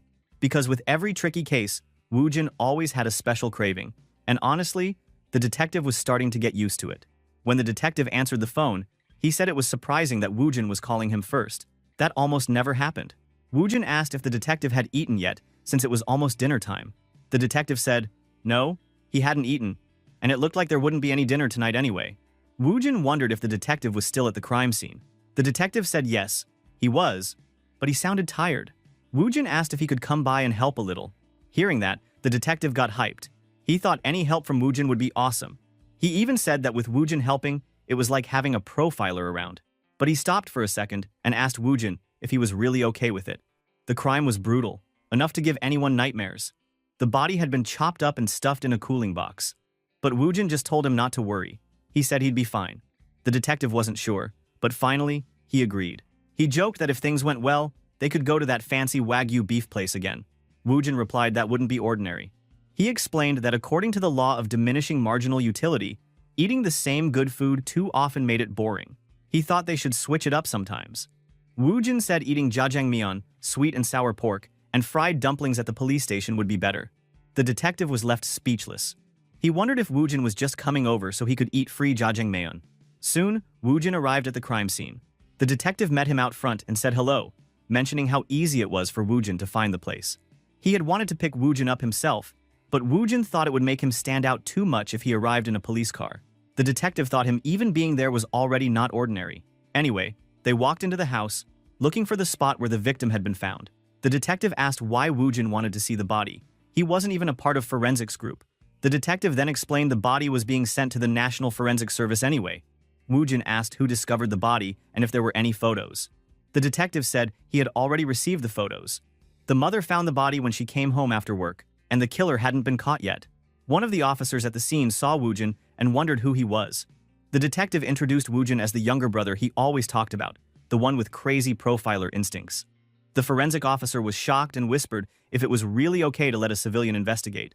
But the detective just patted his partner on the back and told him to keep quiet. With flat face, he said he was skeptical, and this better not backfire on them. Hearing all of those negative words, the detective grinned and told Woo Jin to ignore all that. Well, Woo Jin didn't care anyway. He said it was natural for a civilian like him to get that kind of reaction. But he still wanted to see the photos as soon as possible. Suddenly, the detective got serious again. He warned Woo Jin the pictures were pretty nasty, even he had never seen anything like it. But Woo Jin was chill. He just wanted to get things started. He began looking over the pictures, and his brain kicked into high gear. He examined the cuts on the arms and legs. He noticed the cuts weren't as smooth as if done by a machine, like at a factory. The killer probably used a saw instead. Then Woo Jin spotted some weird evidence and asked what it was. The detective said they found that on the body. It looked like it was thread or lint. They'd have to analyze it to be sure. But yeah, it seemed like some kind of cotton fiber. Woo Jin processed all this information in his head. He knew that people often used cotton gloves when doing things like butchering meat. It was cleaner that way. He asked if the people in the house usually kept their front door locked or if it was just open. The detective said they always locked their door, so it must have been a big shock to the family. Woo Jin realized the killer knew everyone's habits and schedules very well. It was probably someone they knew. He also noticed a spot where the wall had been wiped clean, like someone had climbed over it. The person had gone over on their belly and brushed off a lot of dust. That would mean the killer was probably about 170 centimeters tall and not super fit, maybe even an older person. The detective agreed, and Woo Jin asked who was still in the house. The detective said the victim's mom had just gone to the hospital, but the dad was inside. Woo Jin explained he wanted to check out the inside of the house, too. The detective was surprised, but let him go in, telling him not to touch anything. Inside, Woo Jin saw the police talking to the victim's dad. He started scanning the room for details. There were no family photos anywhere. Woo Jin could tell the dad was a man with a lot of pride who couldn't let go of the past. The house was fancy and had expensive appliances, but something felt off. It looked like their business must have gone downhill recently. Soon, Woo Jin got close to the dad and asked if he had any grudges with anyone or any conflicts. The dad got mad, demanding to know who Woo Jin was and saying there was nothing like that. He claimed he was a righteous man. Woo Jin thought the dad was acting weird, trying too hard to convince him by staying still and making strong eye contact. It was a classic freeze reaction. Then Woo Jin suddenly said two words: butcher shop. The dad freaked out. His shimmering eyes showed like something is clicking in his mind. Everyone in the room stared and wanted to know what Woo Jin meant by that. The dad was so shocked, he broke the remote and started yelling about a guy named Songbom. He demanded to know if that jerk was the one who had done this terrible thing to his son. After that, Woo Jin asked who Songbom really was. When the father heard this, he tried to cover his face. Woo Jin kept watching, thinking the father might do this because he was overwhelmed or embarrassed. Maybe the truth was too hard to face, or maybe it was just a way to defend himself. After a while, the father finally started talking. He explained that a man had spread a rumor about his son. They said his son had raped his daughter. The man spreading the story was the butcher. The father was sure this butcher was the one who did it. He shouted that even though they tried to solve it peacefully and reached an agreement, he believed the butcher was a monster. He screamed for the police to arrest him, promising he'd kill the person himself if they didn't act fast. The father got more and more emotional, so the police had to calm him down. Woo Jin watched, then walked outside with the detective. The detective really wanted to know how Woo Jin had figured out so much, and guessed that a butcher might be behind the killing. He even asked if Woo Jin had some kind of superpower or a sixth sense. But Woo Jin just explained that it all seemed pretty clear if you looked at it closely. The killer wasn't afraid. He left the body at the front door, which showed he was bold and maybe a little too confident. That meant he was careful, but also a bit too sure of himself. Even so, he made mistakes. He left threads and lint behind, maybe from his gloves. It was like he paid attention but also wanted to be noticed. Didn't that seem weird?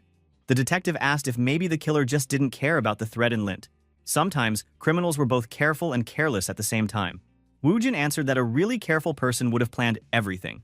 He knew the family's routines, so it was probably someone close to them. Thinking about the clues, Woojin thought the killer was older and not that quick on his feet. The saw marks on the body looked like someone tried to copy how butchers work, but the cuts were messier than an expert would make. Maybe the killer set up the scene to look like the butcher did it. Plus, it didn't seem likely someone who handled meat every day would just leave evidence like that. The detective wondered if the killer wanted to frame the butcher on purpose, using a butcher's saw and leaving fake clues. Woojin replied that this made total sense. A dead body goes through several changes after death, like fresh, bloated, decaying, and so on. The killer used ice packs to slow down how fast the body changed, not just to hide the smell or time of death, but to confuse everyone. The scene was a trick. The killer only showed what he wanted people to see. The saw, the lint, everything placed just right. When the detective said he couldn't even think that far ahead, Woojin told him not to feel bad. People usually only saw what they wanted to see, and that was normal. The detective laughed and said Woojin was a genius. But Woojin quickly becomes sad and said he was just a regular guy, like anyone else. Realizing he had hit the spot, the detective said that after closer looking, Woojin seemed just like a regular guy. Only then did Woojin nod, no longer sad. Damn, this guy's is no hope! The detective then asked if Woojin believed the killer really tried to frame the butcher, Lee Songbom. Woojin agreed this was likely. If they followed the clues like CCTV and road cameras, they'd find the trail led straight to Songbom's shop, just like the real killer wanted. It was similar to another case they'd handled before. Woojin told the detective to check the cooler box again. The detective said he didn't notice anything weird about the box, but Woojin pointed out that there weren't any scratches and that it looked brand new. That meant it was probably bought just for this crime. He also explained that the forensic team must have had trouble carrying it because it was heavy. How could the killer move it so easily without leaving any marks? It didn't add up. The detective thought about this and agreed. There was no way a regular person could lift a box like that without scratching it. Then one police officer came over and told them a man in strange clothes had been seen around the house and left wearing a cap and mask from the CCTV. But Woojin said Songbom's alibi was still perfect. The detective asked if Woojin could name the real killer if it wasn't Songbom. He wondered if it was too much to ask, but Woojin said he was pretty sure he could. He explained the killer might be someone who hated Songbom or even the victim, Park Jong-hyuk, and that the real answer could actually come from the victim's father. He opened the door and watched the father again. The man looked sick, his eyes a bit yellow, lips dry, swallowing hard, and looking like he needed water. When the father tried to get a drink, Woojin stopped him. He pointed out that the man's hands were cold and a little swollen, and that he probably needed to use the restroom a lot. These were warning signs for kidney problems, not just being thirsty. If the man drank too much water now, his kidneys could get even worse. The father snapped and yelled at Woojin. He wanted the police to catch the criminal and didn't care about his health right then. All he could think about was his son. Woojin told the man that he must have had a good business, but things got bad not too long ago. He shared what he figured out about the son's dead body. A contusion on the head, a wound from a sharp but heavy object, then the body was cut up. Normally, people didn't do this kind of thing unless they had a really big grudge. Woojin asked about the butcher because it didn't seem likely that someone like Songbom would go to such extremes, especially since he chose peace, not revenge, when his own daughter was hurt. Most dads would never agree to that kind of settlement. So maybe, just maybe, the real killer was someone who deeply hated the victim's father. The man kept saying he didn't have enemies and said he didn't know anyone who would hate him that much, but Woojin kept asking him to really think about it. Deep inside, Woojin knew time was running out. In Woojin's mind, the clock read 6:40 p.m. He knew there wasn't much time left. Woojin, I'm looking at you long enough. You must be thinking about food right now, right? Guys, this dude can't be helped. Woojin walked around and found a pile of business cards linked to a company called H with You Solutions.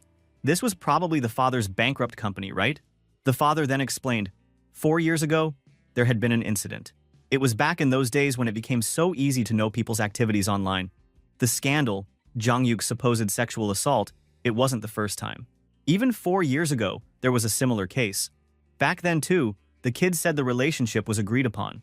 But wait, while hearing the man, Woojin only listened intently when he noticed the father wasn't calling him my son anymore, just Jong-hyuk. That way of speaking, using a name instead of my son, Felt like the father was pushing his child away, maybe without meaning to, building psychological distance. Woojin asked if the other party accused Jonghyuk of assault too. The father answered yes.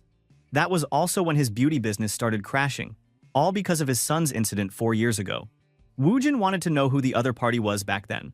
The father replied that it was a company employee's daughter. The man actually gave the employee a promotion after all that, thinking things were done and dusted. But people found out.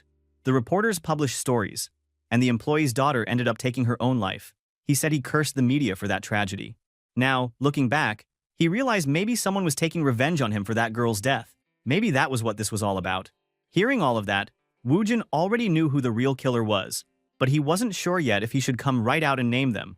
The father's last words were ambiguous, as if he wasn't ready to be honest about the whole thing. Woojin asked if, at the very least, the father could remember the employee's or the daughter's name from 4 years ago, but the father said he couldn't, it was too far in the past. Looking around, Woojin saw all the trophies and awards scattered in the house. People who thought highly of themselves always put energy into something, even when their business fell apart. That was obvious here. Woojin then tried a different approach. He asked if the father enjoyed walking. The man said yes.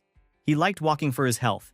Woojin said that was important, but he also pointed out that if the former employee held a grudge, he would have needed to know this neighborhood as if it were the back of his hand, either moving nearby or scouting the place over and over.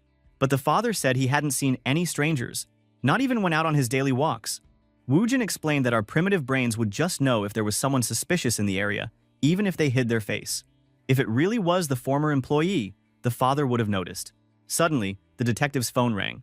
The person on the other end said they found a stolen car parked near the butcher shop, the one they just talked about.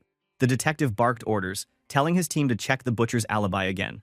He glanced at Woojin and started believing Woojin knew more than anyone. His partner, Kitchell, just stared wide-eyed.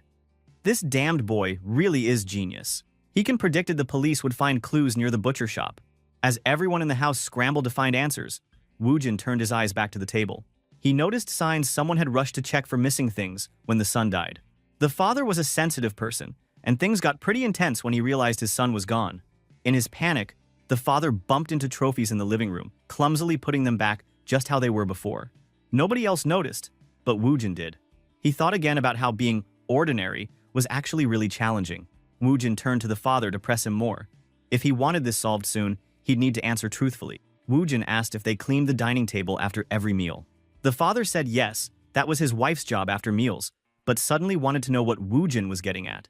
Woojin laid out the logic. The man had diabetes, business failures, family shame, a failing body, the list went on. He used to be healthy and play golf, but now he was just a shadow of that guy. The detective started connecting the dots. The man who did this was about 170 centimeters, with low strength or maybe just older. Wait, he started to get it. Woojin didn't pull punches with his next question. He asked if the father ever dreamed of being an actor. That bomb made everyone pause. The father grew furious, calling Woojin out, and demanded to know if he thought he was a real police. Calmly, Woojin asked if he could borrow some luminol reagent. The detective retrieved it from the forensic expert outside. Confused, that man also came to the home with the detective. With the lights off, Woojin sprayed the chemical over the dining table. Suddenly, faint stains shone under the dark glow. Everyone froze in shock, blood, right there on the table. The police and forensics team started to panic, trying to understand why there was blood on the table. Woojin turned to the father and said, maybe that was from his son. He wanted confirmation. Then he delivered his final question, one that seemed to fill the whole room with dread. He said the house was full of clues, and there was no need to hide anymore. Did they really need more proof? Or was it enough for the father to admit it? He was the one who killed his own son. The father panicked and lost control. He kept saying it was all a misunderstanding. Yes, that was Jonghyuk's blood on the table, and he did argue with his son before he died. But the father insisted it was just an accident. He said he got emotional and gave his son a little push. Jonghyuk only hit his head a bit. The blood was all in one spot. The father argued that if it was murder, the blood would be everywhere. He told them to check the floor and pointed out there was no blood there. Woojin watched him carefully, thinking there was 99% truth in his words, but also 1% lie. Woojin said it made sense there wouldn't be blood everywhere. Maybe the bleeding wasn't severe at first. The real problem was what happened after. Woojin picked up one of the trophies sitting on the shelf. The detective started realizing what the trophy meant and asked if it was what he thought it was. Woojin explained the surface had some light scratches, but the upper left part was shiny and polished. The father screamed that none of that was true and wanted to know what Woojin meant. Without saying much else, Woojin sprayed the luminol on the trophy. Instantly, everyone saw the faint glow of blood. The father was in shock. He couldn't speak. Woojin's mind replayed the whole event as if he had been there. He imagined the day the victim came home and found plastic covering the floor. He wondered what was going on and asked his father. His father asked if he was home, then walked forward, tripped over the plastic, and made some of his trophies crash to the ground. Jong-hyuk rushed to help, worried about his dad, and tried picking up the trophies. The father grabbed one of the awards, telling Jong-hyuk it was finally time to act right. Then, before anyone could react, he struck his son on the head with the trophy. Jong-hyuk panicked and begged his father to stop, but his father, blinded by rage, just screamed about how much he sacrificed to fix all his son's messes. The father said kids like that only ruin their family's name, and demanded his son start behaving. He kept attacking. Somehow, Jong-hyuk managed to run away, making his dad stumble and fall into a chair. The father muttered that he'd live with no regrets from now on, and blamed everything on the problems his son always caused. As Jong-hyuk tried to escape, he suddenly felt he would lose consciousness and collapse from the earlier blow, falling and striking the edge of the table. He died instantly. Woojin explained calmly that most killers hide or dump their weapons. But the father was the opposite. He kept the trophy because, deep down, he thought the award mattered more than his own child. It was obvious to Woojin. The man's pride and showy nature always came first. He wanted attention, but craving attention was his weakness. The father yelled, asking what kind of parent could chop up and kill their own son. He called Woojin cruel, but Woojin didn't react. Most people would never want such a truth, but there were parents out there even crueler, parents who let their kids die of starvation or abuse them just to feel better about themselves. Sometimes, real life was darker than anyone wanted to believe. The father insisted Woojin was just framing him, but Woojin stayed calm. He hadn't framed anyone. He was just curious. When did the planning really start? He asked if the father moved in after scouting the neighborhood for a while, so nobody would spot him. He wondered just how much insurance money was involved under Jong-hyuk's name. The man saw the cold emptiness in Woojin's eyes and started shaking, still denying everything. He begged the police to arrest Songbom instead.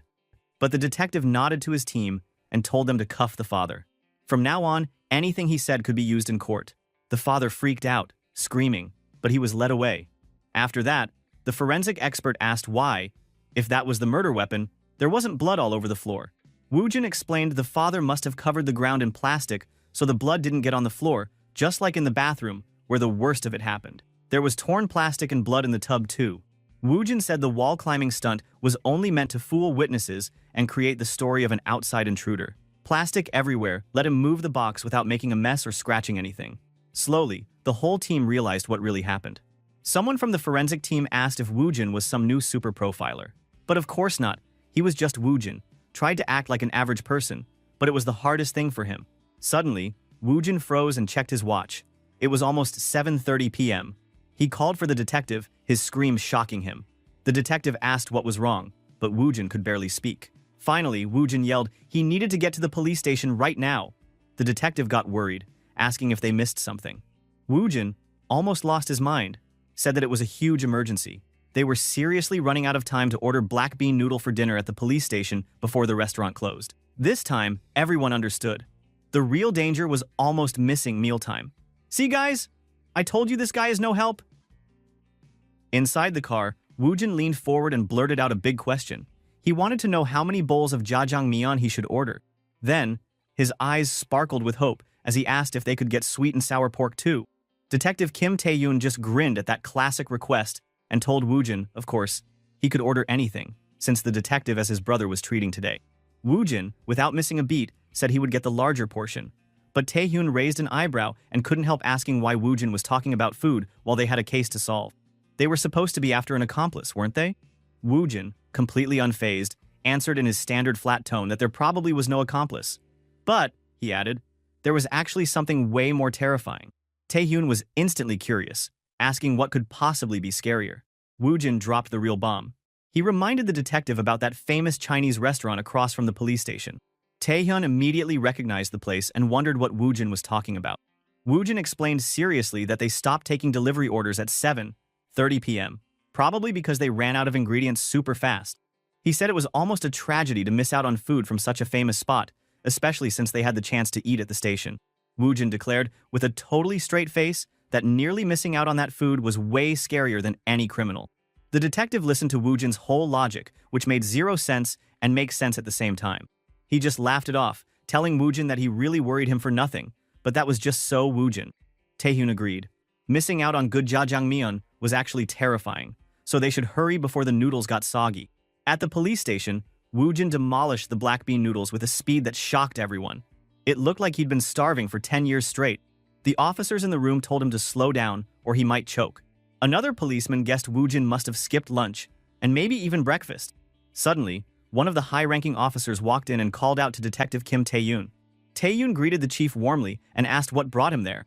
The boss went straight to the point, asking if Taehyun had really caught the criminal, not just a suspect. Taehyun nodded and confirmed it was true. The chief's eyes landed on Woojin. He asked who the kid with the crazy appetite was. He hoped Woojin wasn't the criminal. Taehyun quickly explained that he'd already told the chief about Woojin before. His name was Shin Woojin. Recognition dawned on the chief. He realized it really was Shin Woojin and started thinking back. Had it really been a year since the kid who'd been rescued after so long? The chief wondered if Woojin was even the same person, since he barely recognized him. Then he recalled all the chaos from before, especially when Taehyun had explained that Woojin had noticed a certain YouTuber was in danger, making a big stir at the time. Trying to act casual, the chief asked how Woojin had been and what brought him in. He wondered if Woojin was filing another police report. Woojin, still busy slurping noodles, just said no. He was there for the jjajangmyeon. Taehyun jumped in with a slightly nervous smile and explained, well, sort of lying, that he just happened to run into Woojin and invited him for dinner, hoping the chief wouldn't figure out he had dragged a civilian into the crime scene and probably get himself yelled at. Then Woojin finished eating and told Taehyun he was heading out. Taehyun was surprised and asked if he was really leaving already, even though the mission was done. He offered Woojin a ride, trying to sound like a caring older brother. Woojin calmly said he was fine, but Taehyun insisted. The chief, overhearing, exploded and scolded Taehyun for trying to give Woojin a ride when there was still a terrifying mountain of paperwork waiting for him. Another policeman stepped in to calm things down, cheerfully saying it was just their responsibility to see Woojin off. The chief was totally bewildered and wondered what had gotten into everyone that day. A few days later, during the big campus presentation, Woojin showed up at university. One of his friends greeted him, and Woojin noticed some dark circles under the guy's eyes. So he said hello and asked if he hadn't slept well. His classmate admitted he was so nervous it was killing him, and wondered why he had to be the one to present. Earlier that week, Woojin and his teammates had been trying to decide who would do the big presentation. Of course, we all know our boy, the goat Woojin, is desperately trying to be normal, so he won't do the presentation. They played rock, paper, scissors. Woojin announced that, as usual, he would choose rock. The two girls on the team said they would also choose rock. Woojin observed that the girls were being honest, which was kind of funny. When they played, though, it was their friend Mansu who won. He's the only one who picked scissors because he thought everyone was lying before. Now, on the day of the presentation, Mansu was melting down from the pressure. Mansu even joked about needing to chug a bottle of soju before going up to present, his nerves completely fried. Woojin quietly thought to himself that all this anxiety and stress was just wasting Mansu's energy right when he would need it most for the presentation. So, for the sake of his team, Woojin figured he should change the subject. He turned to Mansu and suddenly talked about Mansu's uncle's toast shop, saying that business hadn't been so great lately. Mansu was startled and asked how Woojin could possibly know that. Woojin reasoned that Mansu, as a busy university freshman, always chose to go first and help his uncle's store. But recently, Mansu had more free time, meaning the shop must have lost its grand opening buzz. Mansu was shocked and asked again how Woojin knew and if he'd ever even mentioned the shop. Woojin answered that he'd often caught a faint smell of bread on Mansu, though it was gone now. Mansu sniffed his shirt, freaked out that he might smell like toast. Woojin reassured him that it wasn't a bad smell. He casually asked if Mansu's parents were farmers. That just made Mansu's brain explode. He wondered if Woojin was possessed or something. Woojin ignored the commotion, thinking internally that there actually was something inside him, his dark alter ego, always lurking. He looked at Mansu and thought that people just needed to observe without any agenda. If they did, they could understand almost anything. Then Woojin's thoughts drifted back to his old escape attempt. He remembered breaking out from his place of captivity and leaping in front of a police car. The officers in the car were furious at first, totally ticked off that someone was throwing themselves at their car on purpose. But when they actually saw Woojin's face, their anger vanished and was replaced by a look that Woojin never seen before. They recognized him instantly, and their faces filled with both worry and fear. Woojin was quietly stunned by that reaction before those officers took him away, and just by watching them in the rearview mirror, he could figure out everything that was going on. When the police took Woojin away that day, they did not bring him somewhere safe. Instead, they brought him right back to the place where he had been locked up for so long. His kidnapper was waiting, and as soon as he saw Woojin, flew into a rage. The man started beating him, yelling about how Woojin dared to try running away. He shouted that he had fed and sheltered Woojin, so how could Woojin try something like this? The two police officers didn't even care about the scene in front of them. They just watched and called Woojin a brat before telling the kidnapper to take it easy because they were leaving. The kidnapper, still angry, told the cops not to go empty-handed and kicked Woojin inside the house. From inside, Woojin could hear the man trying to convince the officers to stop by his place for a bit to get something. Sometime later, on a hot summer day, Woojin saw his kidnapper chatting with someone. Woojin watched everything in silence. He observed all the details about that conversation. The symmetry at the corners of the mouth, the joyful expression, the body leaning forward when talking to someone pleasant, little wrinkles forming near the eyes, and the mouth opening wide to laugh. He noticed how people became more talkative, saliva pooling in their mouths, lower jaws sticking out, hands moving excitedly, and nervous scratching. Woojin knew then he had to watch every little sign. He had to know everything. Back in the present, Woojin was standing with Mansu at the university. He reminded Mansu not just to look, but to observe. Mansu repeated this to get the meaning, but confessed he didn't really understand. Woojin skipped it, said they should hurry or else they'd be late, and started walking off. Mansu just followed, still confused. Dude, I am also confused. Is Woojin some kind of Ayanokoji or something? Inside the classroom, Mansu's friends tried to pump him up for the presentation. They cheered him on, telling him to do his best. Mansu, jittery and panicked, tried to hype himself up as well. The professor at the front soon announced that Group 1 would start first. As the presentations went on, Woojin sized up the competition. Since the grades were given on a curve, he noticed errors in other teams' presentations, but the professor just gave out grades anyway. When it was Group 2's turn, Jung-hoon stepped up to present. Woojin immediately realized that, with the curve, it was best for his group if he rattled the competition a little. When Jung-hoon asked if there were any questions, Woojin raised his hand, his face serious, and began grilling him with questions about how individual selfish actions could impact the market. Jung-hoon began to sweat, struggling for answers. Suddenly, in Woojin's mind, it was like they were characters in an old martial arts novel, with Woojin in demon sect robes and Jung-hoon as an opponent from Plum Blossom Alliance. Jung-hoon begged for time, stammering out half-formed thoughts, but Woojin pressed on, suggesting that sometimes individual selfishness could benefit the entire market. Jung-hoon couldn't answer and said that wasn't even in the material, but Woojin declared that it was all from the wealth of nations, the invisible hand. He launched into a barrage of next-level economics questions, referencing specialization, efficiency, growth, evidence, background, and more, never letting up. The professor, who in Woojin's imagination became a divine physician, agreed with Woojin and praised his knowledge. Jung-hoon, practically shaking, apologized for not researching enough, but Woojin kept coming with more questions, and eventually, Jung-hoon's entire group begged for mercy, saying at this rate, their sect would be destroyed. Back in the real world, Woojin kept asking sharp questions, and Jung-hoon wilted under the pressure. By the end, Jung-hoon closed the presentation looking completely defeated, almost like his clothes had been torn in an epic battle. The rest of the class thought this was a total knockout for Jung-hoon's group. Next, the professor called up Group 3. Woojin turned to Mansu and grinned, telling him this was his chance now that the enemy was defeated. Cheered by his friends, Mansu gladly took the stage. He stammered through the start but found his groove as soon as he started talking, turning the presentation into the Mansu show. His classmates cheered like they were watching Einstein himself. After class, outside the campus, his teammates congratulated Mansu, saying he had crushed it and even the professor had applauded him. Mansu just laughed, saying it was all thanks to Woojin. He joked that if they didn't all get A+ grades, he'd sue the professor. Woojin then quietly asked Mansu if they could visit his cousin's toast shop together. He explained that if he tried the toast, maybe he could figure out something to help Mansu's uncle's business, and the more samples he had, the better. Bro, is he just want to eat for free? This dude is really something I can't. Mansu then said he would appreciate that and felt Woojin might actually solve the shop's problem. But the shop was closed that day, so he asked if tomorrow was okay instead. Woojin agreed, then dashed off to catch his bus. Mansu called after him, asking him to get to eat together. From inside the bus, Woojin waved and thought, it would be nice if everyone spent time together since helping out friends was the most ordinary thing. After getting off the bus, Woojin arrived at a local restaurant. He told himself this was the perfect time to practice being nosy. Spotting an old man in a wheelchair and his grandson outside, Woojin walked right up and greeted them. He wished the man a speedy recovery as an icebreaker.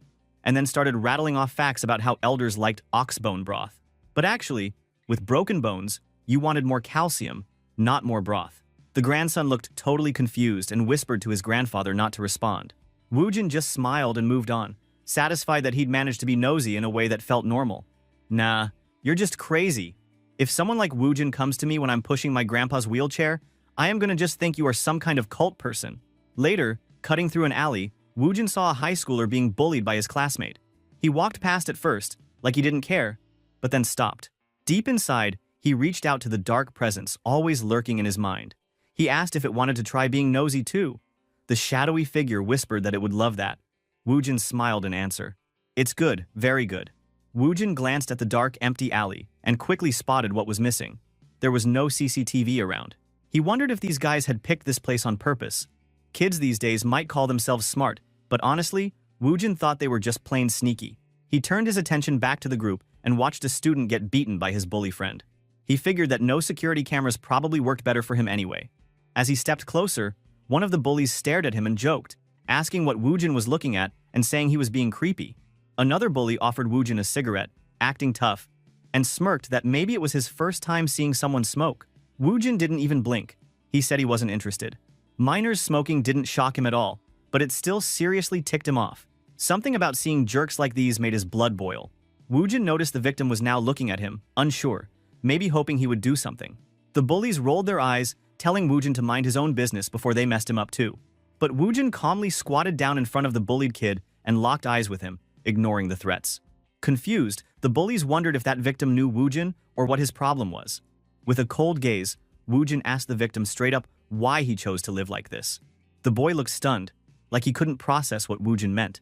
Woojin pressed further, wanting to know why he allowed himself to keep getting beat up, choosing to live like a loser. As he waited, Woojin thought back to the days when he was also beaten down in captivity, punished again and again, and wondering why he couldn't just fight back. The memory made him grit his teeth. He couldn't stand to see someone else just take it, letting themselves get beaten all over. One of the bullies laughed, finding the whole thing weird and getting a bit more aggressive, telling Woojin that he should beat it unless he wanted a taste of the same treatment. Woojin just gave a crooked smile, shrugged, and told them he had no business with them. The bullies were seriously annoyed by his nerve and barked out curses, warning him again. Suddenly, one of them swung at Woojin, but Woojin smoothly dodged and, with a swift move, kicked the boy's legs right out from under him. The kid landed hard with a cry, grabbing his twisting arm. His friends panicked as he shouted about his broken arm. Woojin just gave them a lopsided grin and poked fun, saying if the hand was as weak as a straw, maybe they shouldn't fight. The other bullies charged at him, but Woojin made quick work of them, knocking each one out of the way one by one. When the beatdown was over, the bullies were sprawled out and groaning. Woojin dusted off his hands and turned to the bullied boy, telling him not to get mixed up in dumb stuff like this. The boy was still scared, frozen, so Woojin called him over and told him to get up and follow. The boy, still confused and wary, stammered out questions, asking where they were headed and who Woojin even was. Woojin took him to a small park and told him to sit. He repeated the order when the boy hesitated. Once he'd sat, Woojin broke the ice with one simple word: hurt. He wanted to know what pain meant to the kid. The boy figured Woojin meant physical pain, so he said, "Well, if someone is hurt, they go to the hospital." Woojin nodded. He made his point clear. If someone gets hurt, they look for help, right? So why? When this boy took a beating, didn't he get help? Why just lay there and suffer?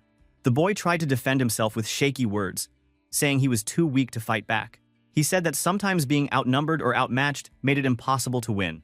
But Woojin shook his head and explained that winning wasn't always about physical strength.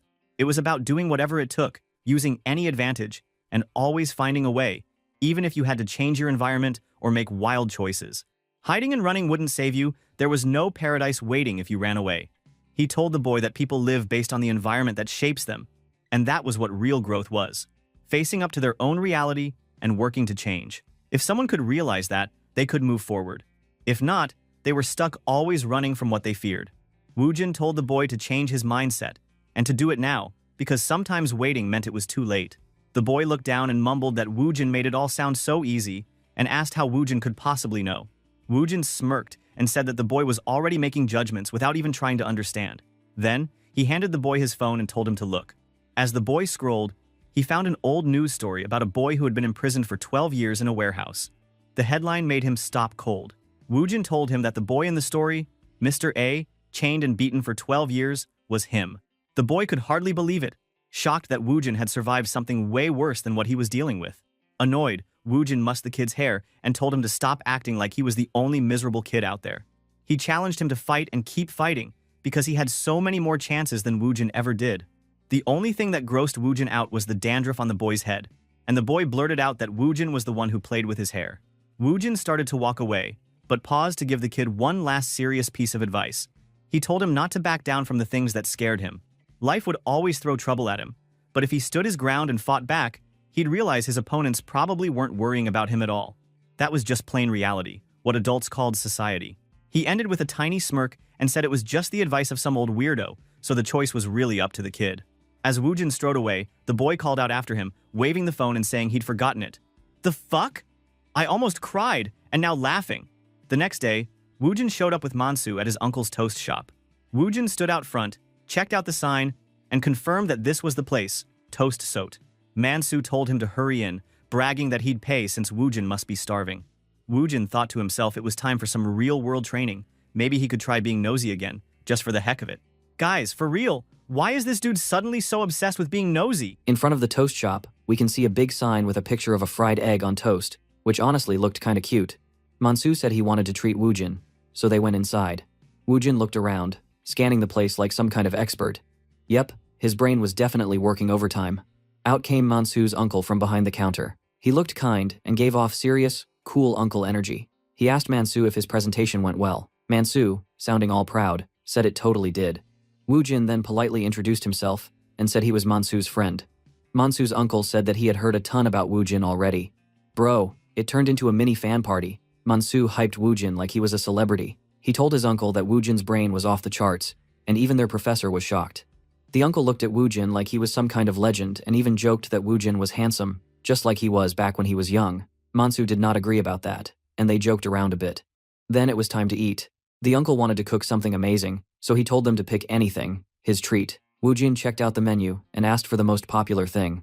The uncle put on his gloves and started making toast. He was really careful with the bread, egg, and ham. Woojin watched with eyes like a food detective. He even asked if the toast could be a bit more golden brown and crispy.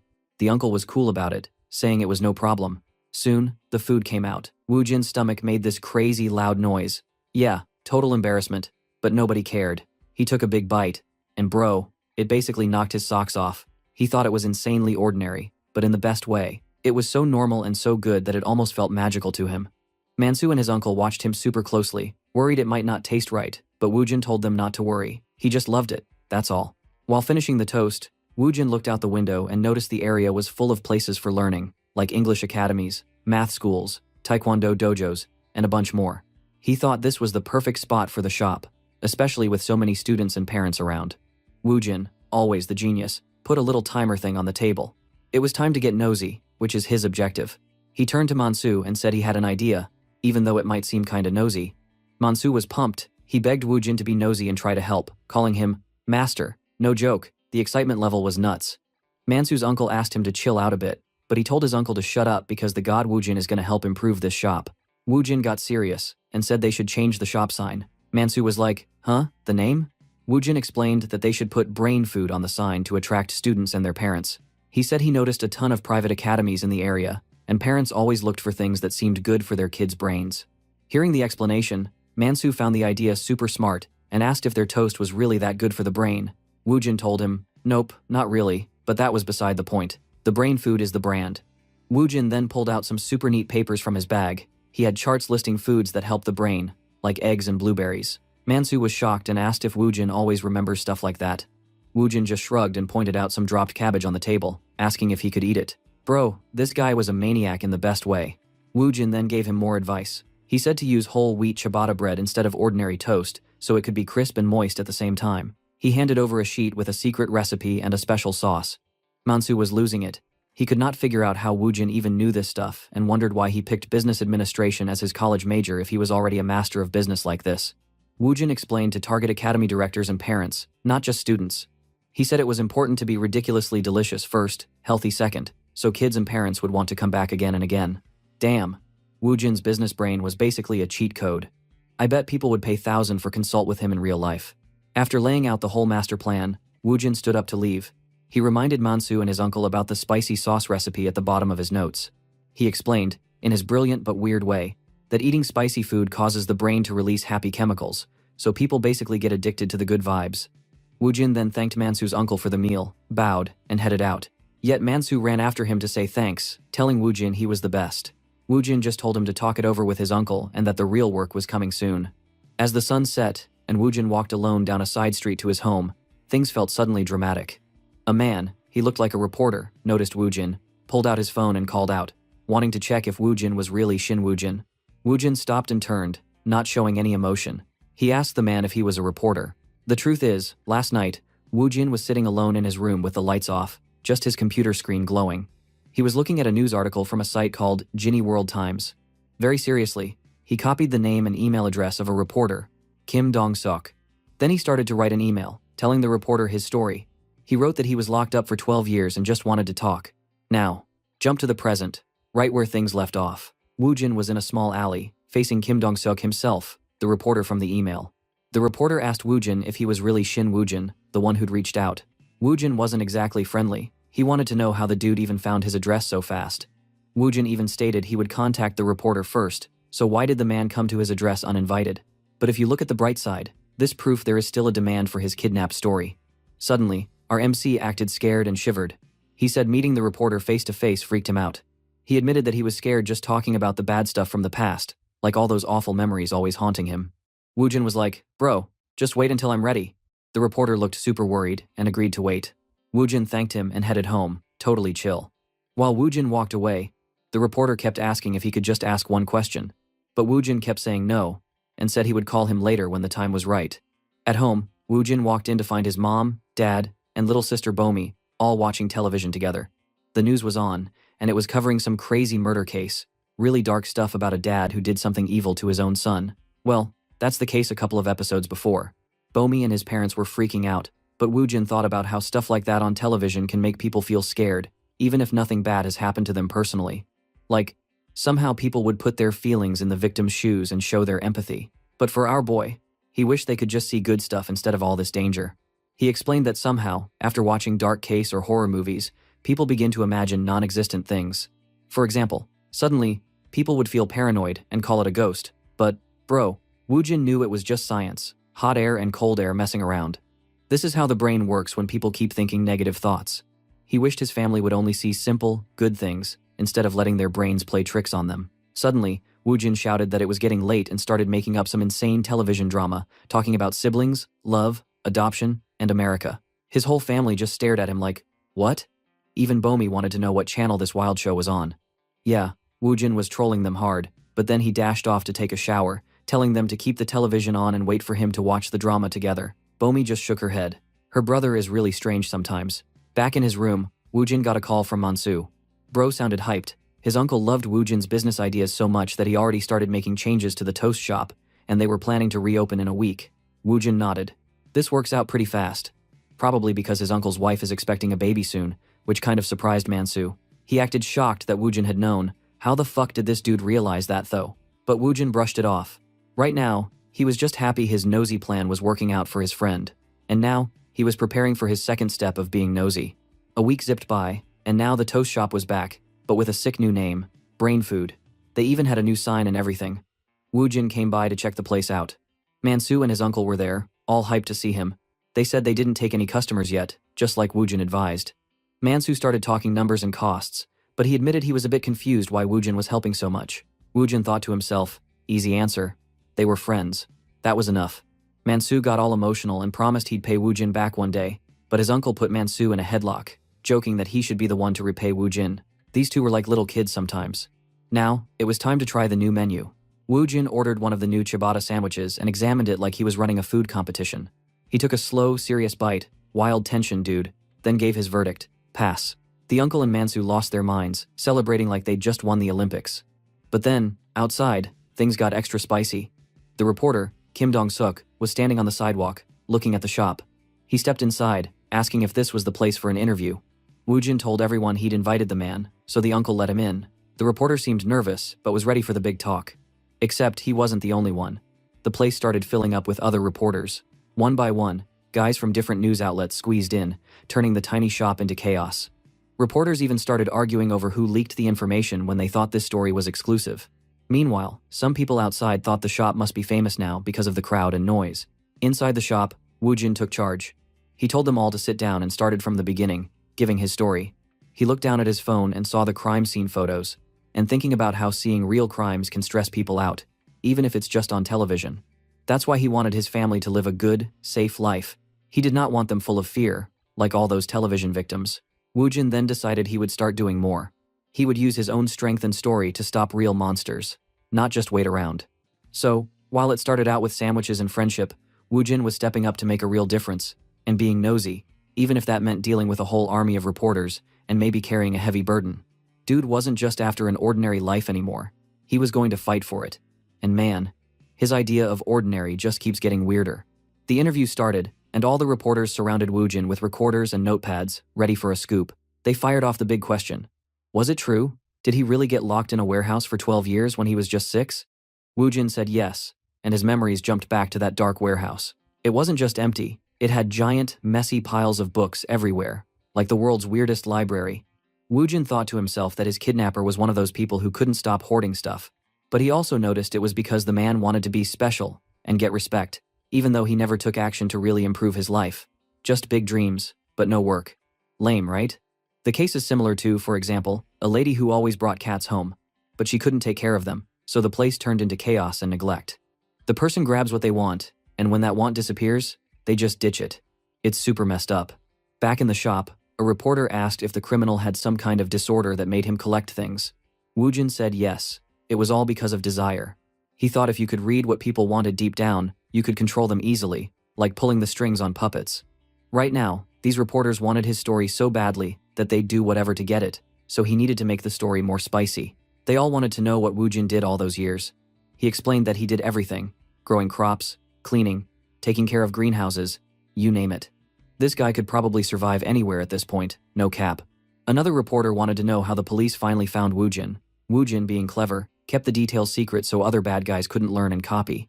He just said someone reported it and left it at that. Then Woojin noticed the clock. The 30-minute interview was up. He tried to stand, but the crowd went nuts. Reporters begged for just one more question, trying to block the door. But Woojin dodged them and escaped with a quick goodbye. Some reporters on the side whispered that Woojin seemed way more together than they expected. They are glad Woojin is not awkward in society. Don't forget his face. One reporter thought she was interviewing some chill celebrity. They even joked about debuting him as an idol instead of a victim. After Woojin was gone, the reporters realized it was lunchtime. Wait, there's food here. The pack of journalists literally started ordering at the shop, clueless about ciabatta, and hyped to try it. Inside, Mansu's uncle tried to handle the craziness behind the counter, and Mansu tried to keep up with the drinks, but Mansu spotted Woojin, slipping out to an alley. Mansu raced after his friend, super worried after hearing Woojin's story out loud for the first time.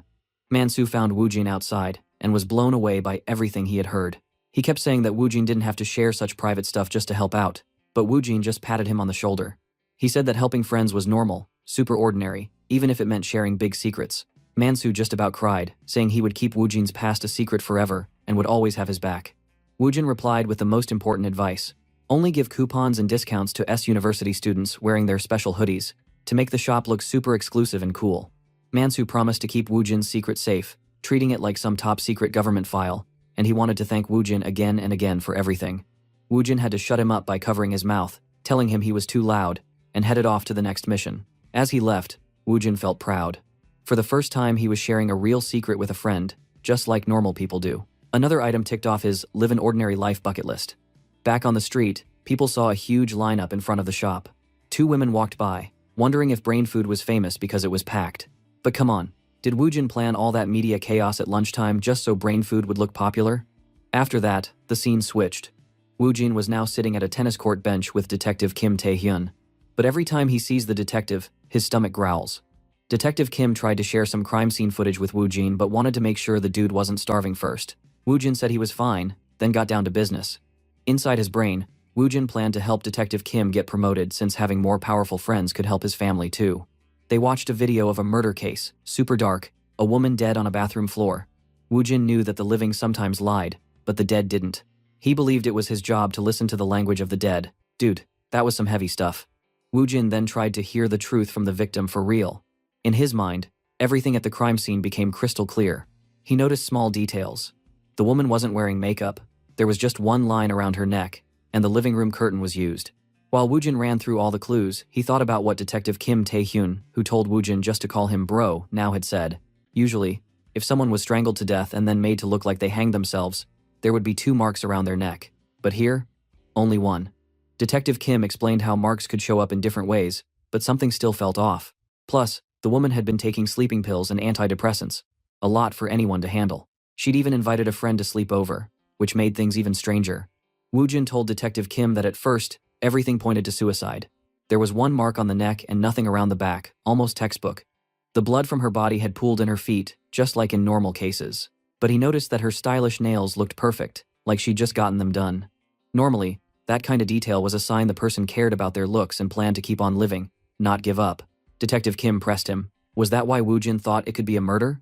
Wu Jin said it was odd that after the friend went to bed, she would suddenly do something so drastic, especially with fresh nail art showing she had plans. He pointed out her healthy skin too.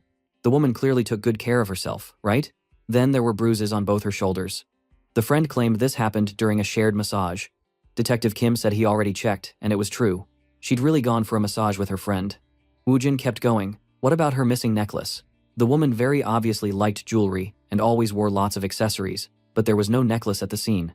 Detective Kim guessed maybe she took it off since she was at home, but Wu Jin didn't buy it. He thought they needed to know way more about who this woman really was. In his mind, he walked through a perfect copy of her apartment. He looked at where the women drank with a friend the night before. The friend left the couch first to sleep in the bedroom, woke up, and then found her friend dead in the bathroom. Wu Jin asked exactly where people were sitting, and Detective Kim was proud to report that he paid attention. He knew the details. Wu Jin was impressed, but he noticed something strange. All the snacks and food had been put close to the victim, Park Hae-hwa, not her guest. He pointed out that this meant Hae-hwa wasn't really considerate of others. Even when she had company, she only thought of herself. There was also only 1 toothbrush. If she cared about guests, there would be a spare, right? It turned out this woman loved nightlife, loved her jewelry, and seemed to really only care about herself. Detective Kim said she took a ton of selfies too. Her phone was packed with just pictures of herself. Wu Jin guessed the woman had a big superiority complex and found it hard making close friendships. People like that could have harsh personality problems, like being histrionic, narcissistic, or having trouble with social anxiety. Wu Jin asked if this was the curtain used in the death, and Detective Kim confirmed it was. He'd already checked that the window was locked. At this point, Wu Jin said he had 3 puzzle pieces to work with. Bro was ready to figure this out. Inside his mind, he watched the crime happen, just like a movie. He saw someone hang Park Hee-hwa's unconscious body from the balcony using the curtain. Then, he saw more flashes, like the person actually strangled her on the floor first before hanging her up. All the clues were falling into place. Wu Jin stated that if there was a real struggle, her throat, bone, the hyoid bone, must be broken. The truth about that crime scene was coming together. Just like Wu Jin guessed, they found out the victim's neck bone was broken. Detective Kim Tae-hyun realized that could only happen if someone used serious force, like stepping on her shoulders during the attack. Wu Jin smiled and told Detective Kim he did a great job for trusting his own gut. Detective Kim got a little embarrassed by the praise, but deep down, he looked pretty proud. The story zoomed out for a second, showing how police work usually went. Detectives had to learn about the victim's life and relationships. They will knock on the neighbor's door and ask about the victim, or interview the one the victim always meets. But Wu Jin was something else. Bro. He didn't just study evidence, he could read the whole vibe of a scene, like a psychic. Tae-hyun was low-key in awe, thinking Wu Jin could be in a movie as some shaman or superpowered guy. Back in their mental crime scene walk, Wu Jin spotted another detail. There was no delivery receipt anywhere in the house. Food was delivered that night, right? But there should have been a receipt. Detective Kim checked, but there was nothing in the trash or lying around. Made no sense. Then they looked at the footprints in the apartment. There were mop marks and only one woman's footprints besides the police. According to the friend, Park Hae-hwa spilled a drink while bringing in alcohol, so she cleaned up. But if every part of the cleaning was by the friend, and Park Hae-hwa just stayed on the couch, the footprints should reflect that, but they didn't. Wu Jin thought this only added to the mystery. Maybe the cleaning was done after the murder, not before, to erase clues or someone else's footprints. The friend, Lee Soo-jung, was acting super suspicious. Detective Kim remembers when he questioned Lee Soo-jung. She said Hae-hwa had a temper and not many close friends. Wu Jin figured it made sense. Someone with a strong personality might end up with only family putting up with her. If a friend did stick around, it would take a lot out of them, and she might even use them as a dumping ground for her own problems. Hae-hwa would probably believe everyone should listen to her, which usually pushes people away. So who else would stick by her unless they were really tied together, like an accomplice in something bigger? Back in the tennis court, Woojin told Detective Kim he wasn't saying Hua was a bad person, just that her behavior made some things hard. Now Woojin replayed the crime in his head again. He imagined Lee Soo-jung on her phone in the bathroom, texting someone, Hua is drunk and asleep now. A delivery guy waited at the door. Lee Soo-jung let him in, but since Hua woke up, they had actually to do a delivery and hand her the food. This guy wasn't a random driver, he was probably a friend or a lover, someone who knew them both. To cover up his moves, he didn't leave a receipt. After Hua fell asleep again, that's when the real murder happened. Woojin figured the accomplice was likely smart and maybe went to a good school, but had emotional issues, like being impulsive, quick to drop out, or give up, or even with a past of violence. The massage bruise on Hua's shoulders? Probably Soo-jung's idea, to help explain it away later, to make the bruise covered with the massage alibi. Detective Kim felt a little stupid for not checking up on Lee Soo-jung's background, yet Woojin kept dropping details, like the names of the 2 nearby takeout spots the food came from. He explained, with perfect logic, how the timeline worked out. The delivery guy waited in the apartment building, then snuck back in later with Soo-jung's help to commit the crime and make it look like suicide. The accomplice even covered his tracks by moving nail art, adding fingerprints, and using chairs just right. Super careful and super guilty. Woojin looked right at Kim. He basically said, "This is not how you fake a murder and get away with it." If they didn't move fast, the killer and his partner were going to go into hiding. Now, Woojin said, it was time for the real hunt to begin. Detective Kim explained that if Lee Soo-jung was the accomplice, and this case is really a murder, then all of this is a properly planned murder case. So, the smartest way to deal with it first is to check the CCTV from the restaurant. Yet suddenly, our boy got fired up and standing, stated he would come to the restaurant directly. Plus, this is already 5 p.m., and he wants to feel the heat and smell of the scene. Bruh. That got Detective Kim speechless. The fuck, Woojin? I know what you think now is food. As always. Trust me, he will get the chicken and tteokbokki at the end of the episode. In the car, the conversation continued. Woojin is convinced that Soo-jung and the killer must have had a seriously messed up but close relationship. Maybe even lovers, dude. He thought back over Lee Soo-jung's life. She worked nightlife jobs just like Hua, so they understood each other's hard lives. The man in their plan was probably someone in her world. Someone who could comfort her, but not a super rich boss or anything. More likely a male host at a host bar. Woojin noticed that kind of twisted trust only came from people with big secrets and tough jobs. And clearly, this guy wasn't rich, because he'd even stolen Hua's necklace. So, Detective Taehyun and Woojin visited the 2 food shops, where the killer pretended to be a driver. The owners remembered him. He had a helmet, wore all black, paid with exact change, and asked for no receipt. Woojin realized this dude planned it way ahead. He even ordered food from both shops so he could grab everything at once without leaving a trail. While Detective Kim was hyped to see the murderer, Woojin got distracted by the fried chicken on the counter and started drooling on himself. Seriously, Sherlock Holmes never had this problem. This dude is a food maniac. Next, Detective Kim called the police station. He told his buddy Gi-chol that they'd found the real killer, a fake delivery guy. Even with a million delivery drivers on camera, Detective Kim was loud about it, saying Woojin's logic beat them all. Gi-chol believed Woojin so much that he said if Woojin said it, it must be true, and started to bring Lee Soo-jung in for questioning right away. All the other cops got crazy excited about solving a real homicide, especially when they knew Woojin said so. Bro, at this moment they should beg our boy to become a detective and work together for real. Outside the restaurant, Detective Kim was so happy that he promised to buy Woojin a feast. But, for today, all Woojin wanted was the bag of still hot chicken Taehyun handed him. Woojin felt like he'd just finished a quest in a retro video game, beating a giant god chicken and winning a pile of food as his reward. With that, Woojin left with his chicken and told Detective Kim he wanted to watch the upcoming interrogations, since that was his specialty. Detective Kim agreed, telling Woojin to head home first, and he would call later, and even handed him bus fare so he wouldn't have to walk. On the crowded bus ride home, Woojin's chicken smelled so good that people around him started craving it. One person even pulled out their phone and ordered chicken for delivery, right there. Gotta respect the power of fried food, right? Then, Woojin got a call from Lee Hyerim.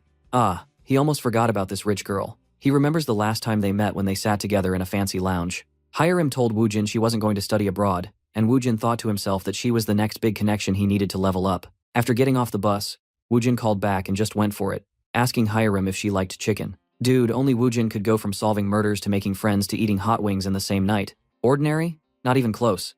But hey, he was starting to get really good at this life thing. When calling her out, Woojin remembers the detail when he and Lee Hyerim met in this fancy lounge.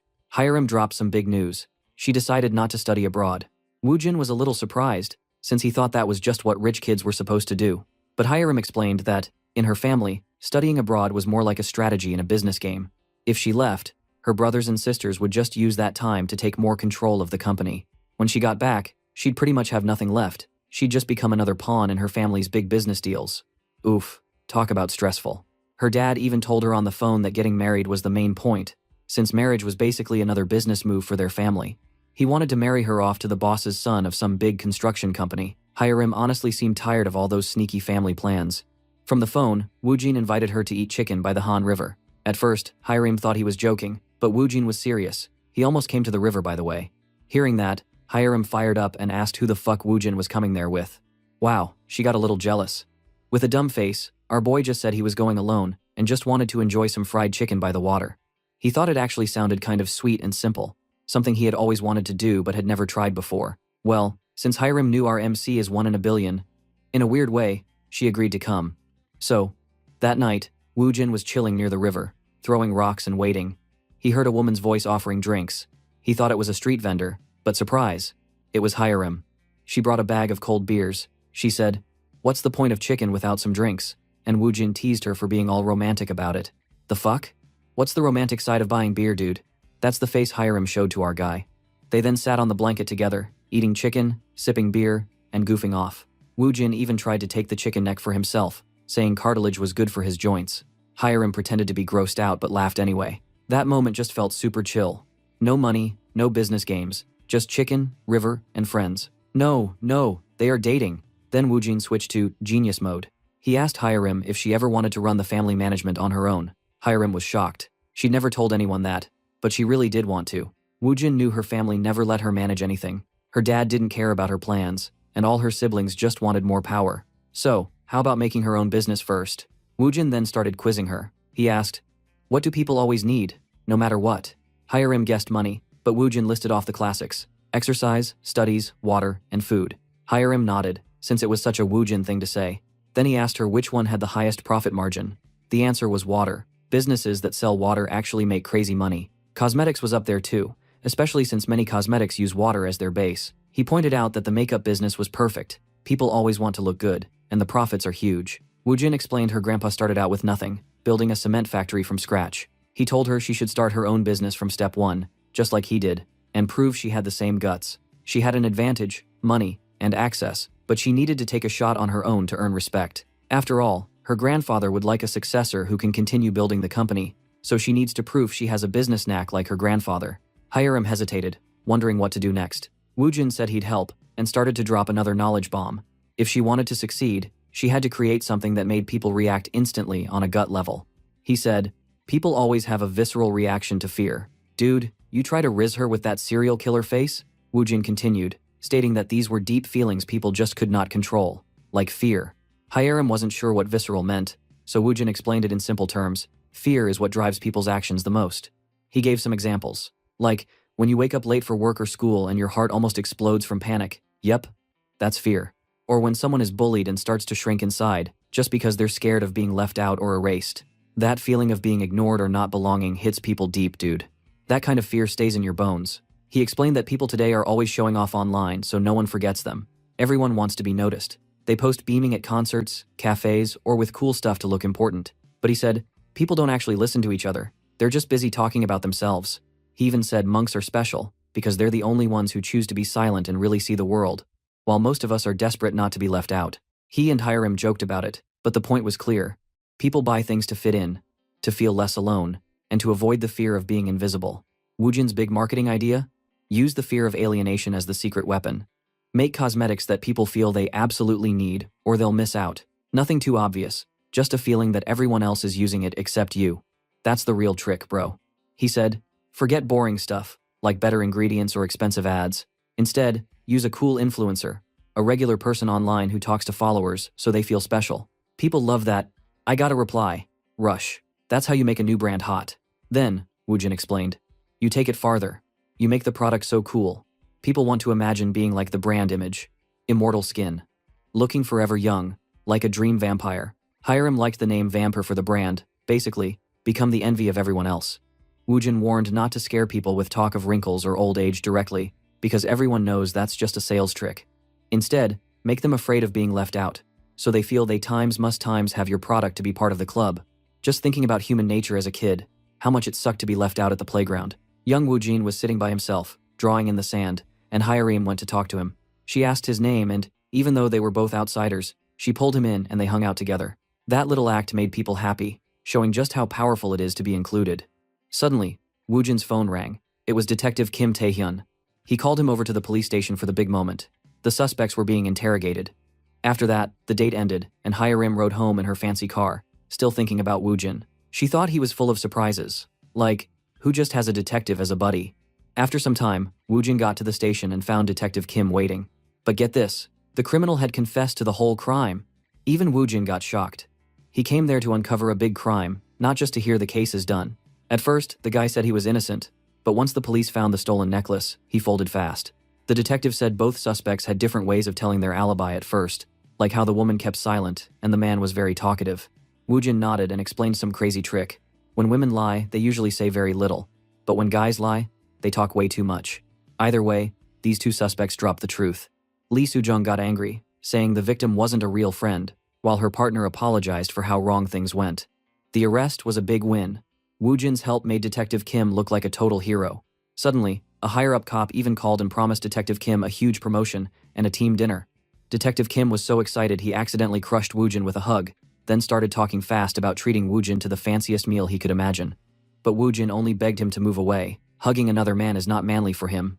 But he was very glad. If Detective Kim leveled up, he would also gain tremendous strength. Right then, a serious man in a suit named Kim Chol-wong showed up. He was a prosecutor, and he wanted Detective Kim's help on another case. He was really glad to know Detective Kim as a good profiler and needed help from him. He said it was an ordinary case, but the suspect is hard to find. Though with Woojin at their side, you just knew it wouldn't stay ordinary for long. Woojin watched them, already thinking about the next mystery. Of course, he would help Detective Kim. He wanted to make Detective Kim fly higher and keep leveling up. Then, let's take the next step to see if he could keep wrapping the case, and if this plays out like normal. Well, Woojin himself always thought his wild life was just normal though. But dude, with a mind like his, normal was about to get another plot twist.